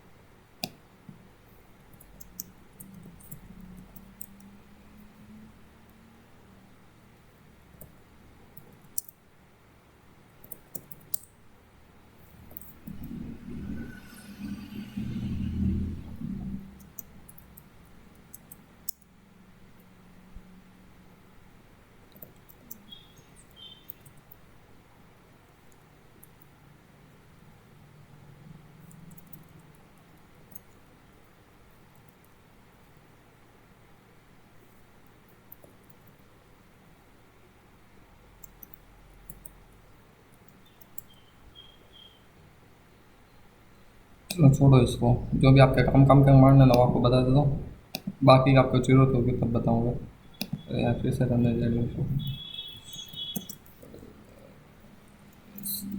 हाँ ठीक है, ये हो गया। अब इतना मैंने आपको बताया, मुझे उम्मीद है अभी जितना बताया उतना आपको समझ में आ गया होगा। ठीक है, फिर ये इतना ही होता है इसके अंदर करने के लिए, कि किसी फाइल के अंदर कैसे जाना, सिस्टम कैसे, तो बहुत सारे है करने के लिए, बहुत सारी चीज़ें हैं। तो आप एक एक करके सबको देख सकते हो। कैसे देखेंगे, तो कुछ इस तरह से देख सकते हैं। मैंने आपको पहले भी बताया था ना, सबसे पहले आपको कौन सा कमांड देखना है कि आपको समझ में नहीं आया, एक कमांड खोल लीजिए, इसके अंदर ये सारे कमांड्स है जो आगे आगे दिए ना, ये सारे कमांड्स हैं। इसमें भी कौन सा कमांड आपको देखना है, तो सबसे पहले कमांड लिखिए और उसके आगे आप हेल्प लिख सकते हैं, वरना क्वेश्चन मार्क लगा सकते हैं। तो ये देखिए ये आ गया, इस कलर के बारे में ये सब आ गया। तब ऐसे ऐसे करके सब देख सकते हैं। ठीक है, तो भी जो मेन थे वो मैंने सारे बता दिए, वरना तो ऐसे तो बहुत सारा है, कुछ अंत ही नहीं है। फिर इसका तो बहुत ज़्यादा वीडियो लंबा हो जाएगा, 10-20 घंटे का हो जाएगा। तो इतना हमें करना नहीं है फिलहाल, तो इतना अब आ गया होगा आपको समझ में, तो फिलहाल ठीक है, इतना अभी के लिए इतना ठीक है, क्योंकि बेसिक बेसिक आपको आ गया है कमांड प्रॉम्प्ट। अभी ज़्यादा तो आपको ज़रूरत है नहीं, ज़्यादा ज़रूरत है फिलहाल अभी बेसिक सीख लीजिएगा। जैसे जैसे आप प्रैक्टिस करेंगे वैसे अपने आप एडवांस हो जाएगा ये, वरना मैं भी पूरा का पूरा एक साथ एक वीडियो में नहीं बता सकता ना। ठीक है, फिर क्या था, सिस्टम का कमांड्स और उनके साथ काम करना, ये हो गया। हेल्प कमांड क्या था वो आपको बता दिया। टास्क लिस्ट, टास्क लिस्ट क्या है ये आपको बताता हूँ। जैसे आप यहाँ पर कीजिए एको, फिर यहाँ पे अपने कंप्यूटर में सब जगह CMD टर्मिनल खोलिए और लिखिए एको, फिर लिखिए TASK के टास्क, इस प्रकार से TASK के टास्क LIST लिस्ट। कुछ हुआ ही नहीं, साले बेवकूफ़ बना रहे क्या हमें। तो यार मैं ही भूल गया था कमांड, वो कमांड ऐसे है TASK का टास्क लिस्ट, ऐसे डायरेक्ट लिखने का है। यार ये क्या हो गया, तुम्हें तो यार कोई रॉकेट साइंस चला दी। देखिए एक्चुअली में कोई रॉकेट साइंस नहीं है, ये आपके कंप्यूटर में जो जो भी चल रहा है, जो भी सारी चीज़ें चल रही है मतलब चल रही है, जो भी रन कर रही है आपके सिस्टम के अंदर, जैसे कुछ भी हो, कुछ भी रन कर रहा हो, जैसे आपने कुछ भी खोल दिया हो मेरे सिस्टम में, ये सारी चीज़ें अभी इस वक्त रन कर रही है, तो उन सारी चीज़ों को इसने एक लिस्ट बना के दे दिया मुझे। समझ गए ना। देखिए CMD कंसोल रन कर रहा है, अभी मैं ही चला रहा हूँ इसको, तो देखिए ये भी आ गया, क्रोम ब्राउज़र रन कर रहा है तो ये भी आ गया। तो ये इस प्रकार से है, ये टास्क लिस्ट, ये इतना सही था। अब उन सब की लिस्ट प्राप्त कर सकते हैं, उसका क्या काम है, किस जगह यूज़ होगी, वो हम बाद में देखेंगे। इससे आप एल्गोरिथम डिज़ाइन कर सकते हो टास्क लिस्ट से। कैसे करोगे वो आपको बाद में बता दो। फिर CMD कमांड ये क्या है, ये तो हमें आता ही है। तो ये एक्चुअल में ये इस प्रकार से कि आपने ये CMD टर्मिनल जो ओपन है ना ये वाला, इसके अंदर मैं एक और CMD टर्मिनल खोल सकता हूँ। कैसे, ये देखिए, ये इसके अंदर एक और CMD टर्मिनल खुल गया। मैं एक और CMD लिखूंगा, ये एक और CMD खुल गया। देखिए यहाँ पर ऊपर देखिए CMD के अंदर CMD दो खुले हुए हैं। CMD लिखूंगा, एक और CMD खुल गया। CMD CMD CMD, ये CMD CMD CMD CMD CMD CMD CMD। खोलो खोलो, जितना मन हो उतना खोलो, मैं मना नहीं करूँगा। ये देखिए ये इतने सारे कमांड प्रॉम्प्ट खुल गए एक के अंदर ही। ये जो अभी टर्मिनल चल रहा है ना, करंट टर्मिनल, उसी के अंदर ये सारे ओपन हुए हैं। आप बोलोगे नहीं हमें विश्वास नहीं, तुम झूठ बोल रहे हो, उसी के अंदर ओपन नहीं हुए। तो यहाँ पर एक और कमांड है, एग्जिट। ये कमांड किसके लिए काम आता है पता है आपको। जैसे ये CMD टर्मिनल खुला हुआ है, मैं यहाँ पर लिखूंगा ना EXIT एग्जिट, तो ये कमांड बंद हो जाएगा। तो मैं यहाँ पर भी लिखूंगा ना, यहाँ पर भी ये बंद होना चाहिए, तो मैं यहाँ पर लिखूंगा एग्जिट। ये बंद नहीं हुआ, क्यों? क्योंकि हमने जो सबसे आगे वाला कमांड प्रॉम्प्ट था ना वो बंद हुआ है। मैं इसको लूँगा एग्जिट, ये एग्जिट, ये exit exit exit exit exit exit. ये देखिए ऊपर बंद होते जा रहे कमांड प्रॉम्प्ट, तो मैंने एक के अंदर ये सारे खोल दिए। ये भी इसकी एक फंक्शनैलिटी है, अभी ये क्या काम आता है वो बाद में देखेंगे हम। फिलहाल तो सिखा रहा हूँ, वो सीख लीजिए। ये सारे आपने एक बार जो मैं सिखा रहा हूँ ना, साथ साथ ना प्रैक्टिस कीजिए, बिना प्रैक्टिस के कुछ नहीं होगा। ये देखिए अब लास्ट वाला बचा है, इसको भी हम एग्जिट करेंगे तो एग्जिट हो जाएगा। ये हो गया एग्जिट।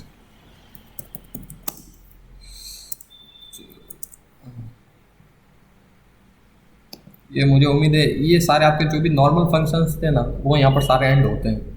तो इसके आगे जो भी फंक्शन है वो सारे एडवांस फंक्शन है। फिर अब आ जाता है लेबल और गो टू फंक्शन। ये क्या है, तो ये फिलहाल हम इस इंटरेक्टिव मोड में इसे हम यूज़ नहीं कर सकते, तो उसके लिए हमें नोट पैड खोलना पड़ेगा। तो यहाँ पर मैं लिख लेता हूँ नोट पैड, हम इसको डायरेक्ट कमांड देंगे। अगर ये कमांड अगर ऐसा कोई सिस्टम के अंदर प्री डिफाइंड है तो डायरेक्ट रन हो जाएगा। तो रन हो गया नोट पैड। पहले तो मैं इसको सेव कर देता हूँ डेस्कटॉप पे, लेबल डॉट नेट नाम के सेव कर देता हूँ। सबसे पहले मैं इसको लिखूँगा, मैं यहाँ पर हम क्या कर सकते हैं, यहाँ पर इसके अंदर लेबल बना सकते हैं। लेबल मतलब ये कि ऐसा लेबल का ये सिंटेक्स है, जैसे दो आपको लगाना है ये बिंदी, तो इसके बाद मैं लेबल बना देता हूँ। जैसे ये LEL1, ये इस नाम को मैंने एक लेबल बना दी। जैसे मैं यहाँ पे ये लिख लेता हूँ A1 नाम का मैंने यहाँ पे लेबल बना दिया। अब जो भी लिखूंगा ना वो सब इस A1 नाम के लेबल के नीचे स्टोर होगा, ठीक है। तो जैसे मैं यहाँ पे लिख रहा हूँ एको हेलो, फिर मैं वापस एको करता हूँ हाय, फिर एको आई एम न्यू यूज़र, ये इसके अंदर स्टोर हो गया।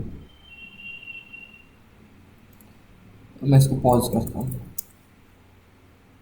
इसको मैं चलाता हूँ, क्या हो गया।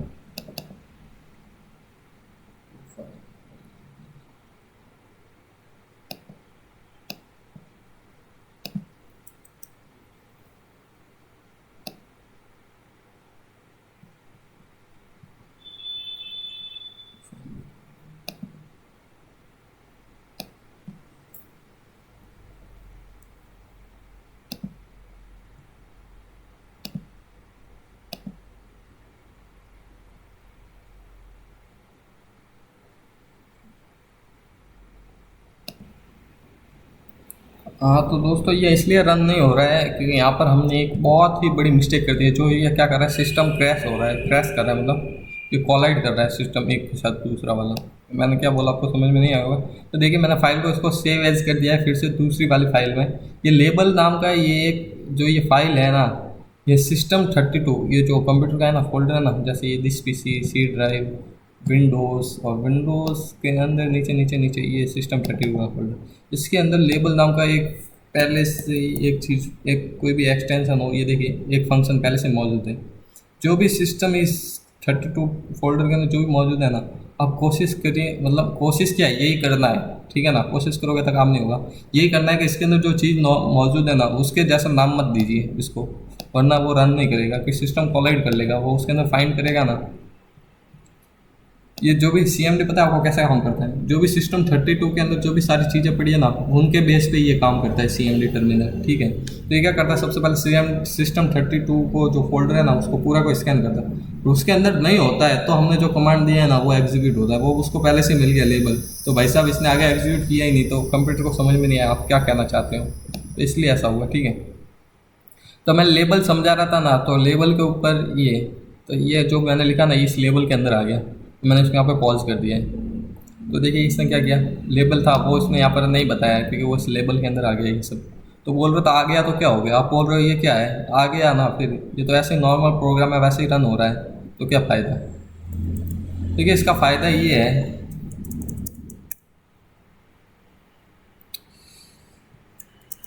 मैं यहाँ पे लिखता हूँ इफ़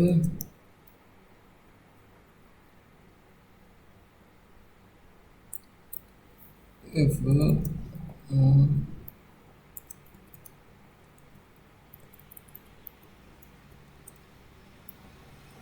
अभी सबसे पहले सेट कर लेता हूँ, सेट ए इक्वल 0, ए को मैं 0 सेट कर देता हूँ। फिर इफ़ ए इक्वल 4,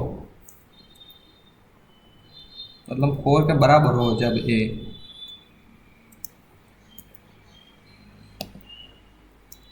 तब ये सारी चीज़ें रन करनी है।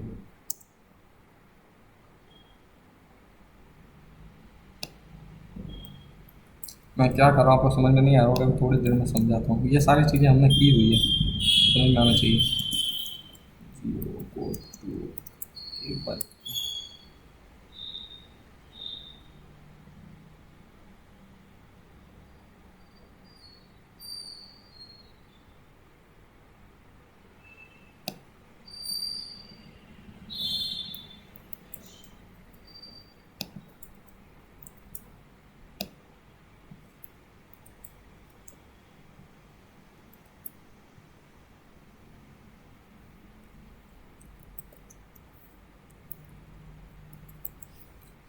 अभी मैंने क्या किया अभी आपको समझाता हूँ।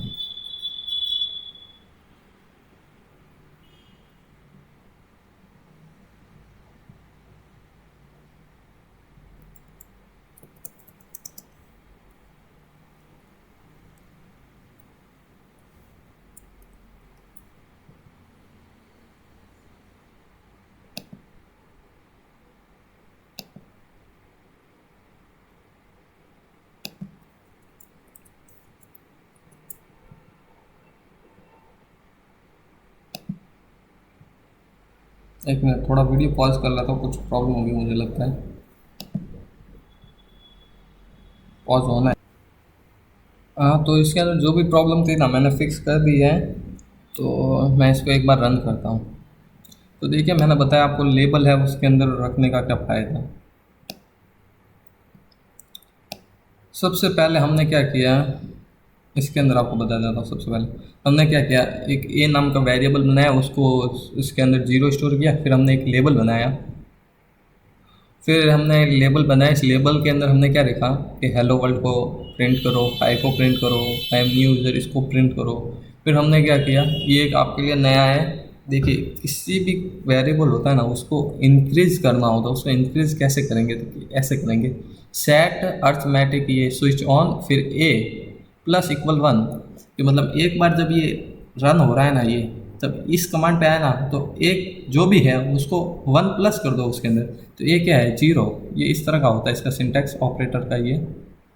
ये देख समझ लीजिए, ये भी ऑपरेटर्स है इसके अंदर, ये इक्वल इक्वल ऑपरेटर होते हैं मतलब किसी दो चीज़ को कंपेयर कर रहे हो ना तब ये वाला ऑपरेटर यूज़ करते हैं। अगर किसी चीज़ को +1 करना है ना तो इसके लिए ये यूज़ करेंगे, -1 करना है तो माइनस के लिए यहाँ पे माइनस लिख लेंगे,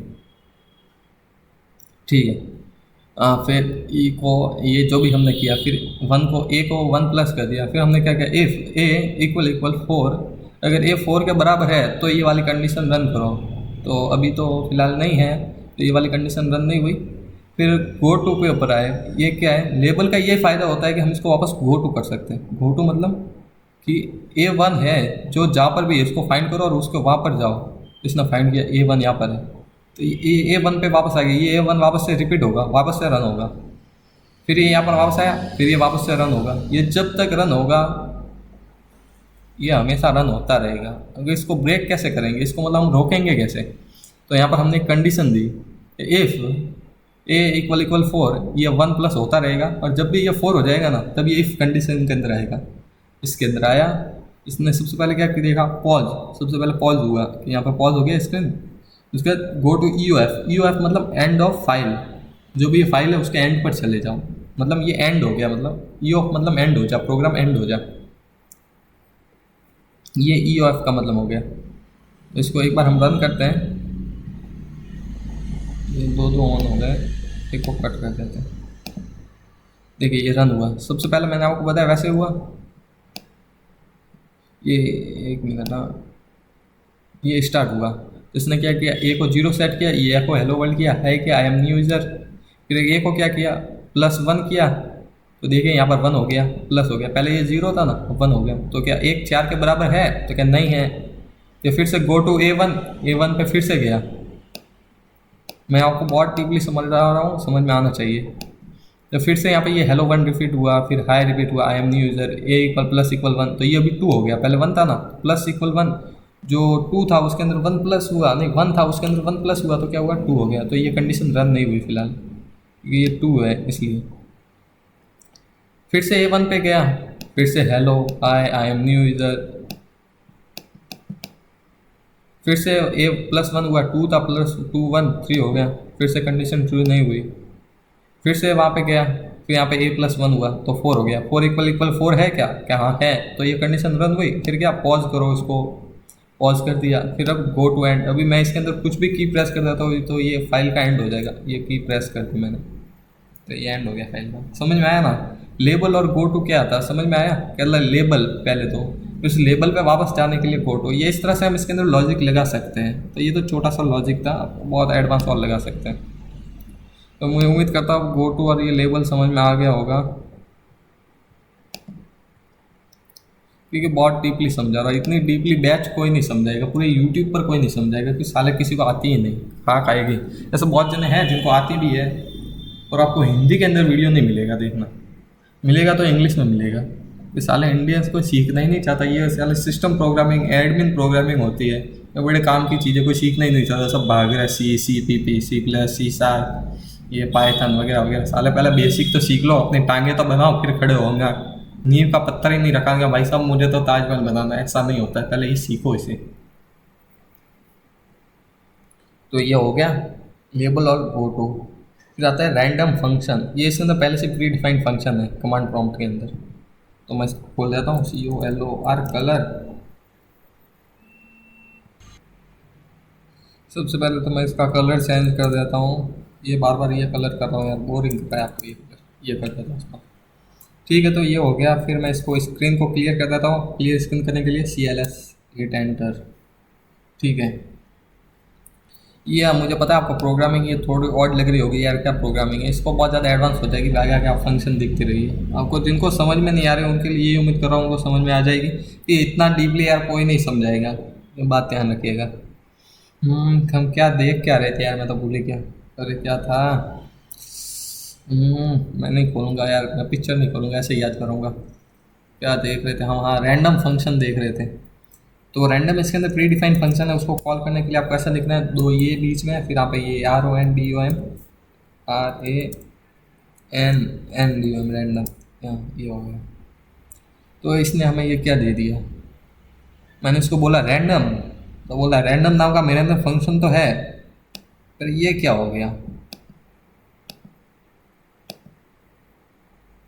ये ऐसा इसलिए हुआ कि रैंडम फंक्शन है ना, वो हर बार आपको जब भी आप इसको कॉल करोगे ना, ये हर बार आपको एक रैंडम डिजिट देगा। जैसे इसने हर मुझे इस बार ये रैंडम डिजिट दी, मैं इसको वापस कॉल करूँगा ना, तो इसने इस बार मुझे ये रैंडम डिजिट दी।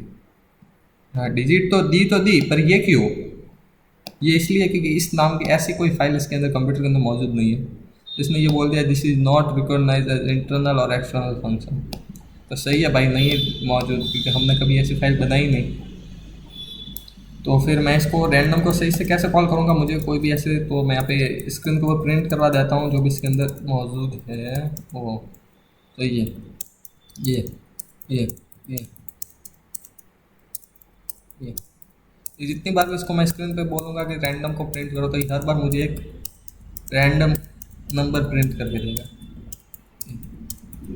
अब चाहते हो कि ये काम कैसे करता है वो आपको समझना है, तो ये बताता, तो ये टाइम बेस्ड पे काम करता है, टाइम और कुछ मैथमेटिकल कैलकुलेशन पे काम करता है, इसलिए ये हर बार रैंडम डिजिट जनरेट कर पाता है, क्योंकि साले इसके अंदर इतना खोपड़ी में दिमाग नहीं है कि इतना एक बार इतना एक साथ में सोच ले। कि जब हमें बोलता है कि रैंडम डिजिट बोलो 10 फटाफट, तो हम क्या बोलते हैं 1 2 3 4 5 6 7 8 9 10, ऐसे ही बोलते हैं ना, क्यों हमारे अंदर दिमाग है, हम सोच सकते हैं, हमें भगवान ने मन दिया है सोचने के लिए। तो ये डफर है, इसके पास कोई दिमाग नहीं है, ये सोच नहीं सकता। तो ये क्या करता है, टाइम को यूज़ करता है, क्योंकि हमें पता है टाइम हर बार रैंडम होता है, भले ही उसका घंटा रैंडम ना हो, मिनट रैंडम ना हो, सेकंड भी रैंडम ना हो हर बार, पर माइक्रो सेकंड तो हर बार रैंडम ही मिलेगी, नैनो सेकंड रैंडम मिलेगी, मिनी सेकंड रैंडम मिलेगी, माइक्रो सेकंड रैंडम मिलेगी। तो उन सबको यूज़ करके ही हमें रैंडम डिजिट देता है हर बार। ये रैंडम फंक्शन का इतना ही काम है, और आगे बहुत सारे मैथमेटिकल कैलकुलेशन में काम आता है। कैसे काम आता है वो आप खुद सोचिए, कि आपको भी भगवान ने दिमाग दिया है, मन दिया है। फिर है टाइम और डेट फंक्शन। ये क्या होता है, टाइम अगर डेट और आपको न्यू सेट करनी हो आपके सिस्टम के अंदर, तो आप इसका यूज़ कीजिए। जैसे टाइम मैंने यहाँ पे लिखा, तो ये देखिए करंट टाइम बता रहा है, एंटर न्यू टाइम मैंने नहीं दिया, तो कोई नया टाइम सेट नहीं हुआ। डेट के लिए भी यही है, बस ये इतना सा फंक्शन है, इसको हम एडवांस लेवल पे यूज़ कर सकते हैं। इतना सब तो फिलहाल समझ लीजिए, ये मैं सारे एडवांस फंक्शन है, ऐसा कोई फालतू फालतू फालतू फंक्शन नहीं। ये भी storing data to text file, हम चाहते हैं कि हमारे इसके अंदर कोई डेटा पड़ा है, अभी हमने मैथमेटिकल कैलकुलेशन करके एक वेरिएबल के अंदर एक डेटा स्टोर किया, हम चाहते हैं कि उसको हम टेक्स्ट फाइल में स्टोर कर दें, टेक्स्ट नहीं तो किसी भी फाइल में स्टोर कर दें। वो हम कैसे करेंगे, सबसे पहले तो हम डेस्कटॉप पे आ जाते हैं, कलर भी चेंज कर लेता हूँ, मुझे कलर पसंद नहीं है बिल्कुल भी, स्क्रीन को भी क्लियर कर देता हूँ। तो फिर मैं चाहता हूँ कि जो भी डेट है, फिलहाल जो भी डेट है वो क्या हो, टेक्स्ट फाइल के अंदर स्टोर हो। तो सबसे पहले मैं क्या करूँगा, या फिर नहीं, मैं चाहता हूँ कि एक रैंडम डिजिट एक टेक्स्ट फाइल के अंदर मैं स्टोर करूँ। तो उसके बाद मैं क्या करूँगा, R N D M random echo random, फिर ये दो ऐसे ऐसे, ये ऐसे, फिर आगे टेक्स्ट फाइल का नाम, तो मैं लिख ला abc.txt। देखिए यहाँ पर डेस्कटॉप पर बन गई ABC, ये देखिए रैंडम आ गया यहाँ पे, और और और और और ये देखिए हर बार न्यू न्यू रैंडम डिजिट आ गया। पर आप तो देख रहे हो यार, ये तो एक के ही अंदर के अंदर रैंडम डिजिट आए जा रहे हैं, नई फाइल तो बनी रही है। अगर आपको हर बार नई फाइल बनानी है था, तो आप एक सिंगल यूज़ कीजिए इस वाले को। अगर हर बार आप चाहते कि जो पहले से फाइल मौजूद है उसके अंदर ही हो, तो ये डबल यूज़ कीजिए। अगर फाइल नहीं मौजूद है, डबल यूज़ करेंगे तो फाइल नहीं बन जाएगी, और उसके अंदर वो मौजूद है तो उसी के अंदर स्टोर होगा। ठीक है, ये इस तरह से काम करेगा। अभी एको रैंडम किया ना, तो उसके अंदर ये इसके अंदर सेव हो गया। अगर मैं चाहता हूँ कि डेट है, डेट वो भी इसी तरह इसके अंदर सेव हो जाए, तो मैं क्या लिखूँगा, BATE डेट, फिर ये, फिर ABC.txt। ये देखिए ये क्या हो गया, ये करंट डेट, तो मैं न्यू डेट एंटर करने को बोल रहा था भाई, सब बात ये है यहाँ पर। ये देखिए, तो हम नहीं चाहते कि ये वाला भी सेव हो, तो हम क्या करते हैं, यहाँ पर इसको इस तरह से करेंगे, एको, फिर डेट के लिए भी हम ऐसा लिखेंगे। इसके अंदर हम कोई भी प्री डिफाइंड चीज़ यूज़ करना चाहते हैं, तो इन दो वेरिएबल के अंदर बीच में लिखते हैं कि ये भी डेट भी पहले से प्री डिफाइंड है। हाँ, तो अब ये हो गया, अब सही होगा, अब देखिए अब सही होगा।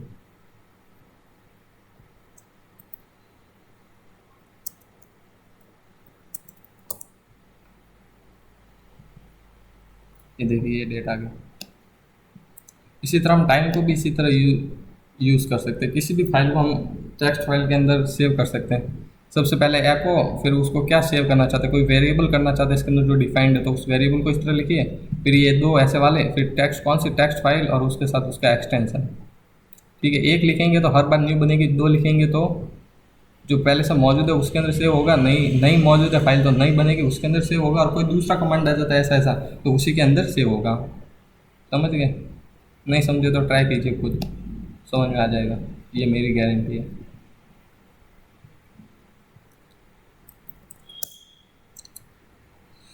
यार मैं बोर हो गया हूँ इतना सारा आपको पढ़ाते पढ़ाते।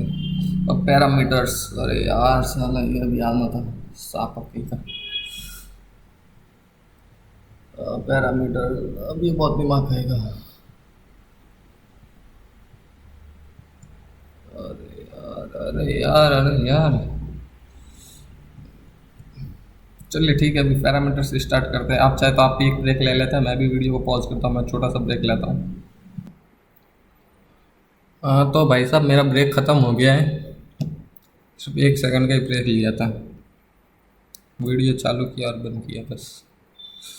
तो फिर अभी शुरू करते हैं, इसको कट करो। पैरामीटर्स क्या होता है बता दो आपको।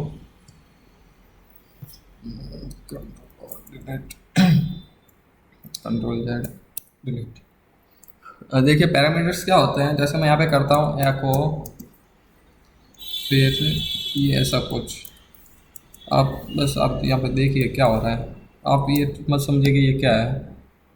इसको पॉज कर लेता हूँ।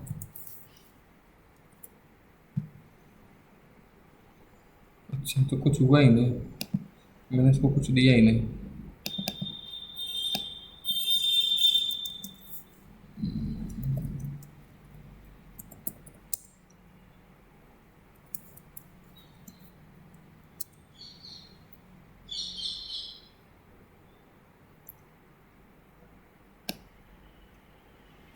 तो देखें यहाँ पर क्या हुआ, मैंने इसको बोला IO.cmd है, जो मैंने CMD टर्मिनल के अंदर रन किया। ठीक है, तो इसने क्या किया, एको कर दिया IO.cmd को। ऐसा क्यों हुआ? जीरो पैरामीटर होता है ना, पैरामीटर 0 से लेकर 10 तक होते हैं। अब ये क्या होते हैं वो बात मैं समझाऊंगा। जीरो पैरामीटर होता है ना, जो हम कमांड रन कर रहे हैं उसका खुद का नाम होता है। ठीक है, जो फर्स्ट पैरामीटर से लेकर हम 9 पैरामीटर तक देंगे ना, वो सारे हम जो पैरामीटर देंगे ना उनको ये एज अ पैरामीटर लेगा। जीरो को भी ले रहा है पर जीरो को ये खुद इसका खुद का ही नाम ले रहा है एज अ पैरामीटर। ठीक है, तो हमने जीरो किया था एको, फिर ये एको जीरो पैरामीटर, ये क्या था, इसका खुद का ही नाम था, तो ये एको हो गया। मुझे पता है आपको कुछ घंटा समझ में नहीं आया है, तो मैं समझाता हूँ आपको, वैसे गुस्सा मत कीजिएगा, मैं तो ऐसे कॉमेडी करवा रहा हूँ ताकि आप है ना बोर ना हो इसके अंदर। ये क्या होता है, प्रोग्रामिंग लैंग्वेज के लेक्चर होता है ना बहुत ज़्यादा बोरिंग होते हैं, दिमाग ख़राब होता है। मैं थोड़ा वर्ड्स ऐसे यूज़ कर रहा हूँ, तो आप गुस्सा मत कीजिएगा। तो मैं इसलिए यूज़ कर रहा हूँ कि आपको थोड़ा मूड बना रहे और आप इसको देखते रहे, तो देखेंगे ना तो ऐसे थोड़ा कॉमेडी होगी तो अच्छे से समझ में आएगा। देखिए पैरामीटर्स क्या होता है, जो भी हमने CMD टर्मिनल के अंदर इसको ओपन किया ना, इसके अंदर हमने ये फाइल रखी, इसके आगे मैं इसके फाइल के अंदर मैं कुछ पास करवाना चाहता हूँ पैरामीटर, जैसे मैं 11 दे दिया, 12 दे दिया, 13, ये सारी चीज़ें मैं इसके अंदर पास करवाना चाहता हूँ। ये सारी चीज़ें ना इसके अंदर पास होगी। अच्छा तो यहाँ पर ये क्या हुआ, इसने मैंने जो पाथ दिया ना, पाथ को भी इसने एज ए पैरामीटर ले लिया। ये देखिए जीरो पैरामीटर होता है ना वो पाथ के लिए होता है, ये मैंने 12 दिया, तो ये फर्स्ट पैरामीटर होगा, ये सेकंड पैरामीटर होगा। तो ये इसने क्यों नहीं लिया, क्योंकि हमने इसके अंदर डिफाइंड ही नहीं किया फर्स्ट और सेकंड पैरामीटर। और मैं पैरामीटर F1 कर देता हूँ, पैरामीटर 1 को फिर मैं प्रिंट कर देता हूँ,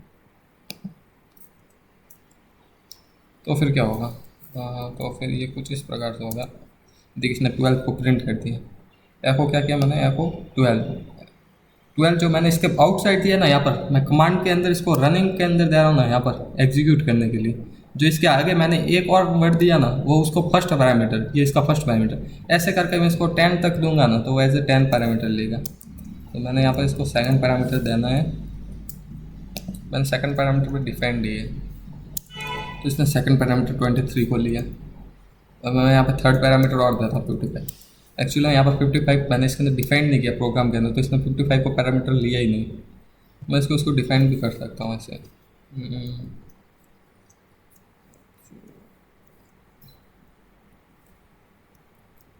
3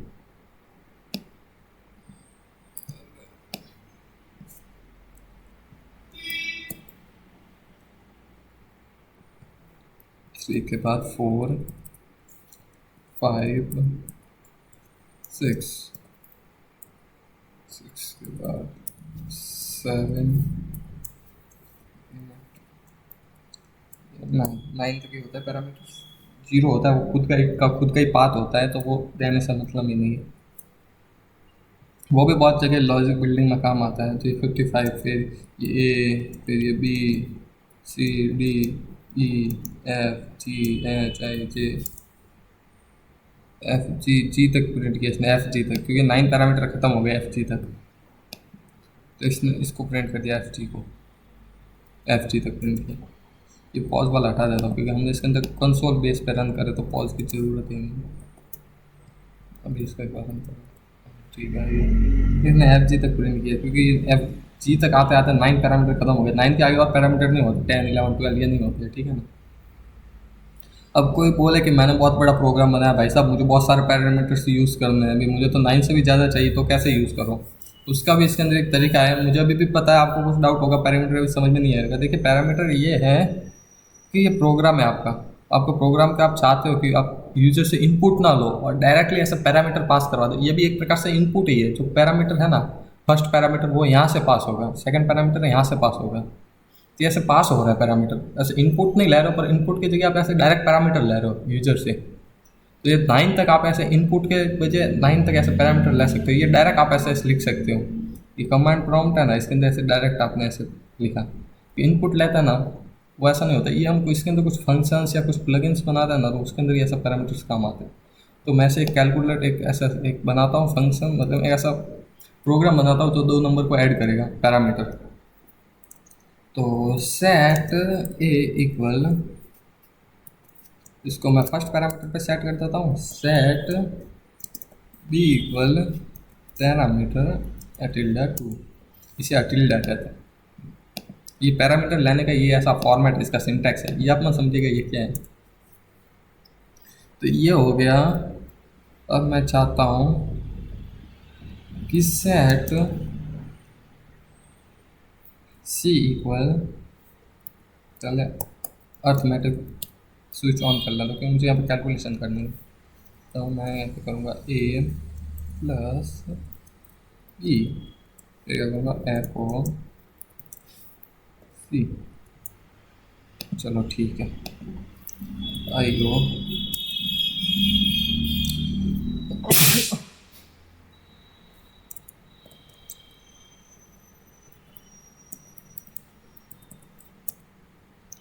डेस्कटॉप पे आ गया, माफ़ कीजिएगा मुझे ठीक आ गई थी बीच में, इसके अंदर रिकॉर्ड हो गई होगी।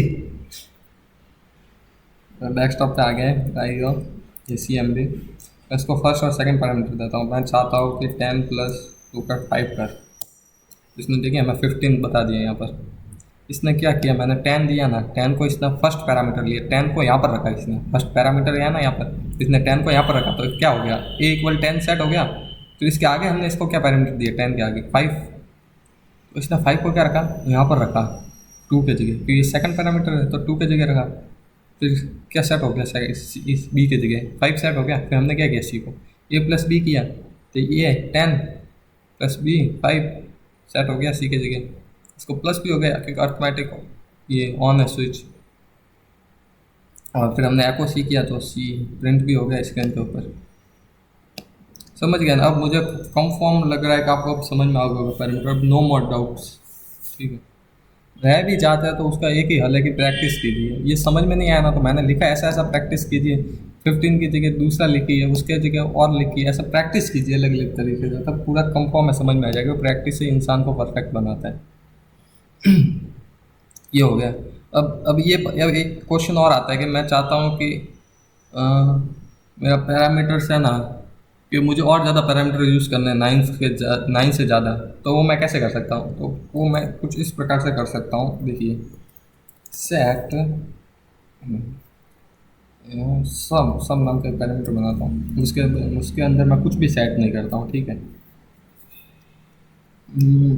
फिर मैं यहाँ पे एक बनाता हूँ, एक लूप बना देता हूँ, एक लेबल बनाता हूँ, उसका नाम रखता हूँ मैं लूप। फिर मैं यहाँ पर करता हूँ इफ़ कंडीशन चलाता हूँ, इफ़ फर्स्ट पैरामीटर है वो नॉट इक्वल टू, ये नॉट इक्वल टू का लिए ये ऑपरेटर यूज़ करता है, देख लीजिए यहाँ पर नॉट इक्वल टू नथिंग, मतलब कुछ ना के बराबर ना हो, मतलब जो फर्स्ट पैरामीटर होना वो कुछ ना के बराबर ना हो। नॉट इक्वल टू मतलब ना बराबर, ना के बराबर ना हो।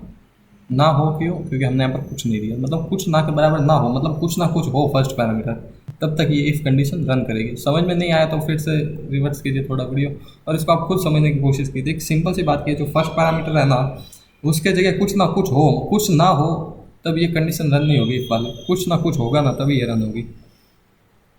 कुछ ना कुछ हो फर्स्ट पैरामीटर के जगह, ठीक है। तो फिर क्या करो, फर्स्ट पैरामीटर का फिर करो सेट अर्थमेटिक स्विच ऑन, फिर सम, सम किसके बराबर हो, सम इक्वल टू, ये मैं चाहता हूँ कि पूरा कमांड तो एक ही लें, ये दो कॉलम बीच में ये क्यों लगाते हैं ये ऐसे सिंबल, पता है क्यों? ये हम इसको ये बताते प्रोग्राम को, ये जो भी इसके बीच में है ना वो सारी चीज़ एक ही है, ठीक है। तो सम इक्वल टू सम, सम सम हमने पहले ऊपर डिफाइन किया, सम की जगह भी क्या है, कुछ नहीं है, प्लस ये मुझे पता है थोड़ा सा कुछ ज़्यादा एडवांस हो गया है, समझ लीजिए वन, ठीक है। फिर मैं यहाँ पर लिखता हूँ SHIFT/1, मैं भी कर रहा हूँ, आप कुछ समझिए मैं जो कर रहा हूँ वो देख लीजिए बस एक बार, और मैं आपको बाद में समझाता हूँ अभी मैंने क्या किया। गो टू, समझ में आ जाए, अगर ना समझाते हुए तो और भी अच्छी बात है क्योंकि इसके अंदर नाम ही ऐसे है कि ये है ना कमांड प्रॉम्प्ट, इसके अंदर ये अच्छी बात है कि इसके अंदर नाम ही कुछ इस प्रकार से कि हमें नाम पढ़ के पता चल जाता है कि ये क्या कहना चाहता है ये प्रोग्राम। एक ना एनी की मतलब नॉट इक्वल टू, ये तो सिंपल सिंपल प्रोग्राम है। सेट मतलब किसी भी चीज़ को सेट करना,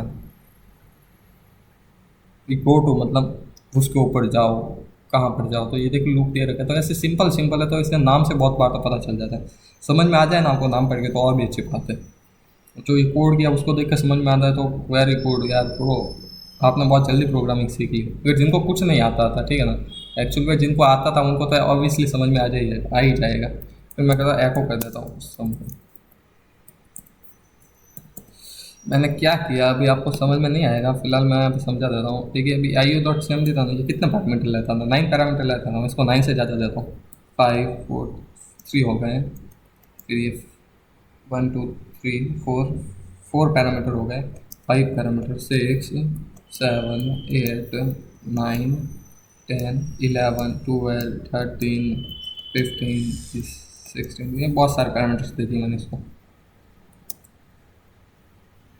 इसने देखिए सारे पैरामीटर्स को प्लस कर दिया, सारा पैरामीटर्स को इसने लिया, इसने इतने सारे पैरामीटर ना सबको लिया इसने, इसने एक को भी नहीं छोड़ा।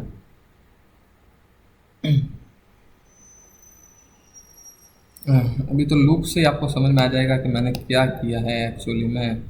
मैं छोटा सा लूप चलाता हूँ, ये बहुत बड़ा लूप हो गया ना, ये मैंने इफ़ कंडीशन में क्या लगाया क्या नहीं किया वो सब समझ में आ जाएगा।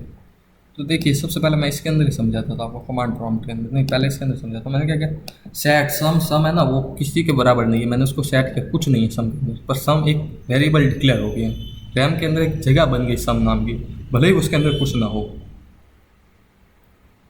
फिर मैंने एक लेबल बनाया लूप नाम का, फिर मैंने उसको कंडीशन दी, ये कंडीशन तो आपको समझ में आ गई होगी, जो फर्स्ट वेरिएबल हो ना वो कुछ ना के बराबर ना हो, ठीक है।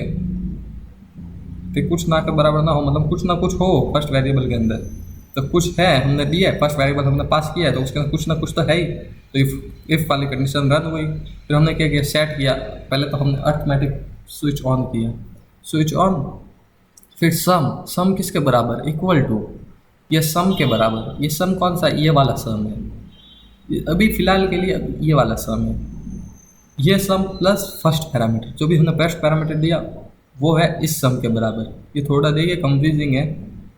जो भी फर्स्ट पैरामीटर होगा ना वो हमारा ये सम हो गया अभी फ़िलहाल के लिए। फिर इसने क्या किया, फर्स्ट पैरामीटर था ना उसको शिफ्ट कर दिया, फर्स्ट को शिफ्ट कर दिया जीरो पे, और जो सेकंड वाला था ना उसको फर्स्ट शिफ्ट कर दिया फर्स्ट पे, फर्स्ट वाले को कर दिया जीरो पे, सेकंड वाले को कर दिया फर्स्ट पे, और थर्ड वाले को कर दिया सेकंड पे। मतलब सारे जो भी आगे वाले जो भी पैरामीटर थे ना उनको एक कंडीशन आगे शिफ्ट कर दिया, और जो आगे से जीरो से आगे जाएगा ना वो मतलब नन हो जाएगा, कुछ नहीं। ठीक है, तो इसने ऐसा कर दिया। तो कैसा कर दिया फिर से समझाता हूँ।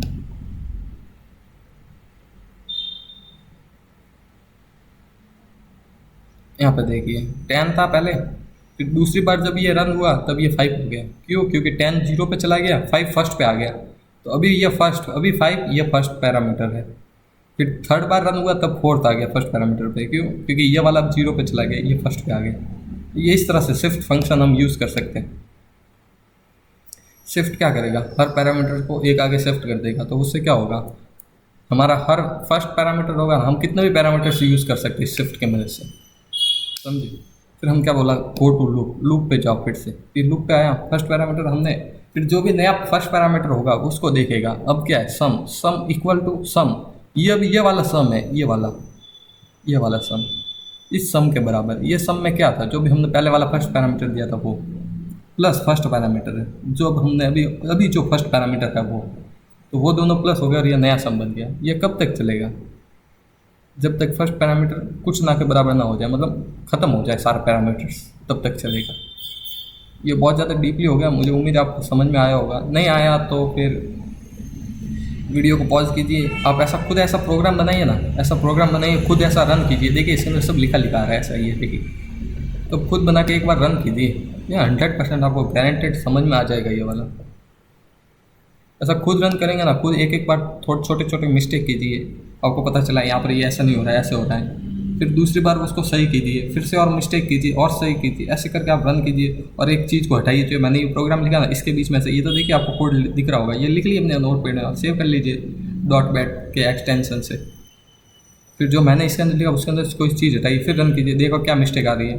फिर वापस ये लिखिए, फिर रन कीजिए, फिर देखो वो मिस्टेक सॉल्व हो गई। ऐसे रन कीजिए, 100% आपको ये सब समझ में आ जाएगा। ये फर्स्ट पैरामीटर ये कैसे शिफ्ट हो रहा है, मुझे पता है बहुत जनों को समझ में नहीं आया होगा, तो खुद ट्राई कीजिए। यही कह सकता हूँ मैं, आपको और ज़्यादा इससे तो ज़्यादा कैसे समझाऊँ। कि मुझे भी, मैं भी जब प्रोग्रामिंग करता था, सच बात तो ये कि मुझे भी ये ऐसे अच्छे से इतना समझ में नहीं आता था, ठीक है। क्योंकि मैंने बहुत ट्राई किया था, बहुत बहुत दिमाग खाया था मेरा भी इसमें, तो मुझे भी ये समझ में नहीं आया था। तो फिर समझ में कब आया, जब मैंने खुद ने प्रैक्टिस की, और हर बार एक बहुत ज़्यादा डीपली प्रैक्टिस की, एक एक चीज़ को हटाया, आगे वाले के कोड के अंदर से हटाया, वापस किया, वापस हटाया। एक्चुअली मैंने भी सीखा है ना कहीं से, मैंने भी इंटरनेट से सीखा है, पीडीएफ्स पढ़ी, बुक पढ़ी, मैंने भी यूट्यूब पे वीडियो देखे। तो फिर मैंने तो आपको इतना भी डिटेल में बता रहा हूँ ये कमांड प्रॉम्प्ट का, मैं इंटरनेट पे इतना ज़्यादा डीपली अवेलेबल नहीं है ये, ठीक है ना। कमांड प्रॉम्प्ट के लिए पीडीएफ्स अवेलेबल है, तो उनके अंदर इतना कुछ समझ में नहीं आता है। तो मैंने बहुत ज़्यादा बहुत डीपली किया। आप तो इतना करोगे ना, समझ लेना आपके 100%। मैंने बहुत ज़्यादा इतनी मेहनत की थी, हार्डवर्क की थी इसके लिए, तब मुझे जाते ये समझ में आया है। तो आप ऐसे कीजिए, प्रैक्टिस कीजिए, समझ में आ जाएगा। तो पैरामीटर्स हो गए। फिर हमारा आ जाता है ये CLS कमांड। CLS CLS क्या करता है, स्क्रीन को क्लियर कर देता है, मैं यहाँ पर कुछ भी लिखता हूँ। ये CLS लिखते ये स्क्रीन क्लियर, बस इतना सा ही है CLS का काम, समझ गए CLS। फिर आ जाता है @echo ऑफ, ये कमांड अब काम का है। मैं क्या करूँ, ये है ना, इसके यहाँ पर सबसे ऊपर मैं यहाँ पे ये लिखता हूँ @echo echo ऑफ। ये ऐप ऑफ करता क्या है, अभी वही बता रहा हूँ आपको। ये यार, ये ट्रैक्टर वाले भी है ना, पता नहीं क्या समझते हैं खुद को। देखिए कैसे ट्रैक्टर चला है, सारा सब रिकॉर्ड इधर हो रहा है।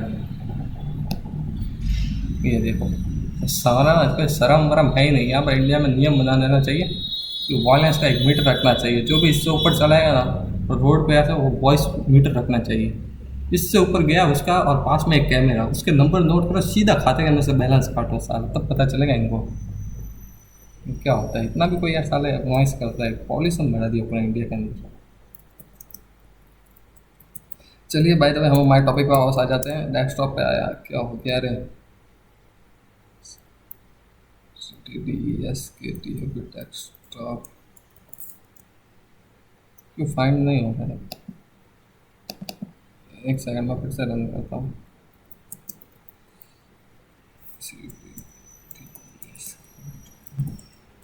हाँ हो गया डेस्कटॉप पे। मुझे लगता है उसके अंदर पहले CPU ओपन होगा। फिर क्या करता हूँ मैं, इसको IO वाली फाइल को रन करता हूँ। इसको कुछ मैं पैरामीटर देता हूँ, 1 2 3 3 2 1, ये पैरामीटर्स दिया ना। देखिए इसने मुझे डायरेक्ट आउटपुट दिया, जो पहले प्रिंट हो रहा था ना स्क्रीन पे। जैसे मैं यहाँ पर कुछ लिखता हूँ ना, हेलो, तो देखिए यहाँ पर है ना, ये कमांड लाइन ये प्रिंट हो रही है। मैं को ऑफ क्या करता है, इसको बंद कर देता है, इसको प्रिंट होने का। सिर्फ हमारा जो कमांड होता है ना, एक्चुअली में हम वो सिर्फ कमांड ही प्रिंट होता है स्क्रीन के ऊपर। कमांड मतलब जो हमें लास्ट में आउटपुट मिलने वाला है ना, ये एको का आउटपुट मिलने वाला है, ये प्रिंट होगा। ये सारे कमांड एग्जीक्यूट करके हमें बता रहा था ना कि ये कमांड एग्जीक्यूट हो रहे हैं, वो सब नहीं होगा। फिर मैं इसको हटा देता हूँ, फिर मैं इसको कर रहा हूँ, तो क्या होगा? तब आप देखिए, तो देखिए इसमें जो भी मैं कमांड लिख रहा हूँ ना, इसके अंदर जो भी कमांड लिखे हुए सेट ए सम इक्वल 1 2 3, तो ये भी ये प्रिंट कर रहा है साथ साथ में। तब एको ऑफ क्या करेगा, इस सब को हटा देता है। सिर्फ जो लास्ट में आउटपुट है, वो सिर्फ आउटपुट ही ऑनली प्रिंट होगा। तो इसको मैं वापस यहाँ पे कर देता हूँ। समझ में आ गया होगा, नहीं आया तो आपको ट्राई कीजिए।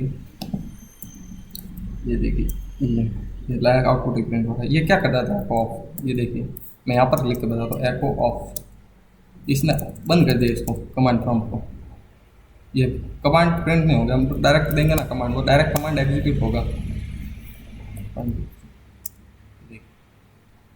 वो तो ये भी यहाँ पर इसलिए प्रिंट हुआ क्योंकि हमने यहाँ पर लिखा है, वरना ऐसे हम इसके अंदर प्रोग्रामिंग के मेथड से करेंगे ना, तो ये भी प्रिंट नहीं होगा, सिर्फ इसका डायरेक्ट आउटपुट ही मिलेगा। तो देखिए अब लग रहा है ना कि ये कैसे प्रोग्रामिंग लैंग्वेज काम आ रही है। अब इसको इको ऑन भी कर सकते हैं, इको ऑन। और at the rate eco of क्यों? देखिए हम इको ऑफ ही लिखेंगे ना सिर्फ, तो क्या होगा? तो देखिए तब ये एक कमांड और आ रहा है ऊपर, एको ऑफ। हम नहीं चाहते कि ये भी आए, हम चाहते हैं कि सिर्फ डायरेक्टली एको ऑफ हो जाए। अभी ये भी नहीं आएगा, अब डायरेक्ट रन होगा कमांड। अब देखिए डायरेक्ट रन होगा, अब ये भी नहीं आया, एको ऑफ भी नहीं आया। इसको वापस लाना हो, एको ऑफ किया, एको ऑफ। इसको वापस लाना हो तो हम कैसे लाएंगे? ये बंद हो गया। इसको वापस लाना हो तो हम ऐसे लाएंगे, एको ऑन, या ऑस ऑन हो गया। अगर हम ये भी कर सकते हैं, ये कमांड है, अरे यार क्या हो गया, CLS, ये कमांड है ना, ये हम इसको भी चेंज कर सकते हैं। कैसे चेंज करेंगे? आप देखिए PROMPT प्रॉम्प्ट, ये इसका कमांड है, ठीक है। फिर आप चाहते हैं कि इसको किस में चेंज करें, तो मैं इसको चेंज कर देता हूँ, NICK अंडरस्कोर चेंज। तो अब ये इसके अंदर चेंज हो गया। देखिए ये इसके जगह ये आ रहा है, ये पाथ तो ये का यही है, सब काम ऐसे ही करेगा, बस ये चेंज हो गया।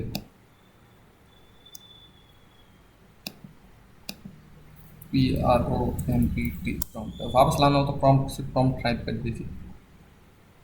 समझ में आ गया ना? एक और उम्मीद है ये तो समझ में आई हो गया, सिंपल सा था, कोई ज़्यादा हार्ड नहीं है। नहीं आया तो आप खुद ट्राई कीजिए ना, सिंपल सा है, जल्दी समझ में आएगा 100%। अब केस सेंसिटिव, एक और चीज़ बताना रह गया कि कमांड प्रॉम्प्ट है ना, ये केस सेंसिटिव नहीं है। अगर आपने सम नाम का ये वेरिएबल डिक्लेयर किया, इसकी जगह मैं ना कैपिटल सम नाम का वेरिएबल भी डिक्लेयर करता ना, तो भी ये इसको सम ही मानता है। क्या था, CDDS डेस्कटॉप, ये फिर IO 1 2 3 4 5 6 7 8 9, ये 3 कमांड दिया ना। ये देखिए ये एग्जीक्यूट हो गया, इसने कोई एरर नहीं दिया कि ये केस सेंसिटिव नहीं है। बाकी दूसरी प्रोग्रामिंग लैंग्वेज में होता है वो केस सेंसिटिव होती है, मतलब आपने एक कैपिटल कर दिया और एक स्मॉल कर दिया ना लेटर, तो भी वो आइडेंटिफाई नहीं करेगी, वो आपको एरर देगी।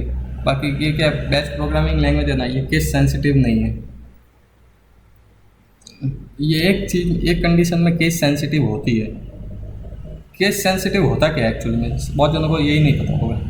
देखिए केस सेंसिटिव ये होता है, जैसे मैंने यहाँ पर ये स्मॉल अल्फ़ाबेट में लिखा हुआ है, अगर मैं इसको कैपिटल अल्फ़ाबेट कर दूँ ना, तो भी इस बेस्ट प्रोग्रामिंग के अंदर कोई फ़र्क नहीं पड़ेगा।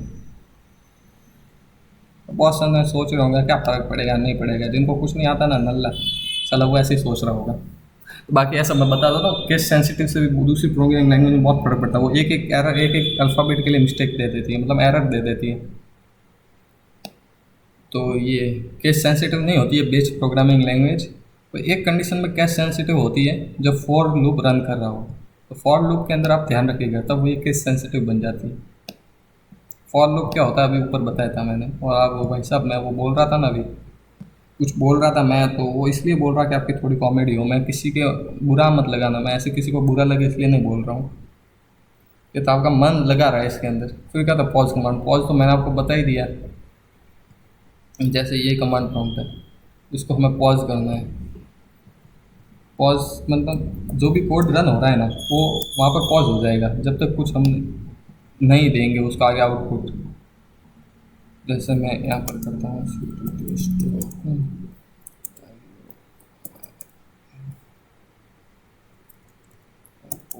ये आ गया 1 2 3 1 2 3 2 2 1 4, ये आ गया, ठीक है।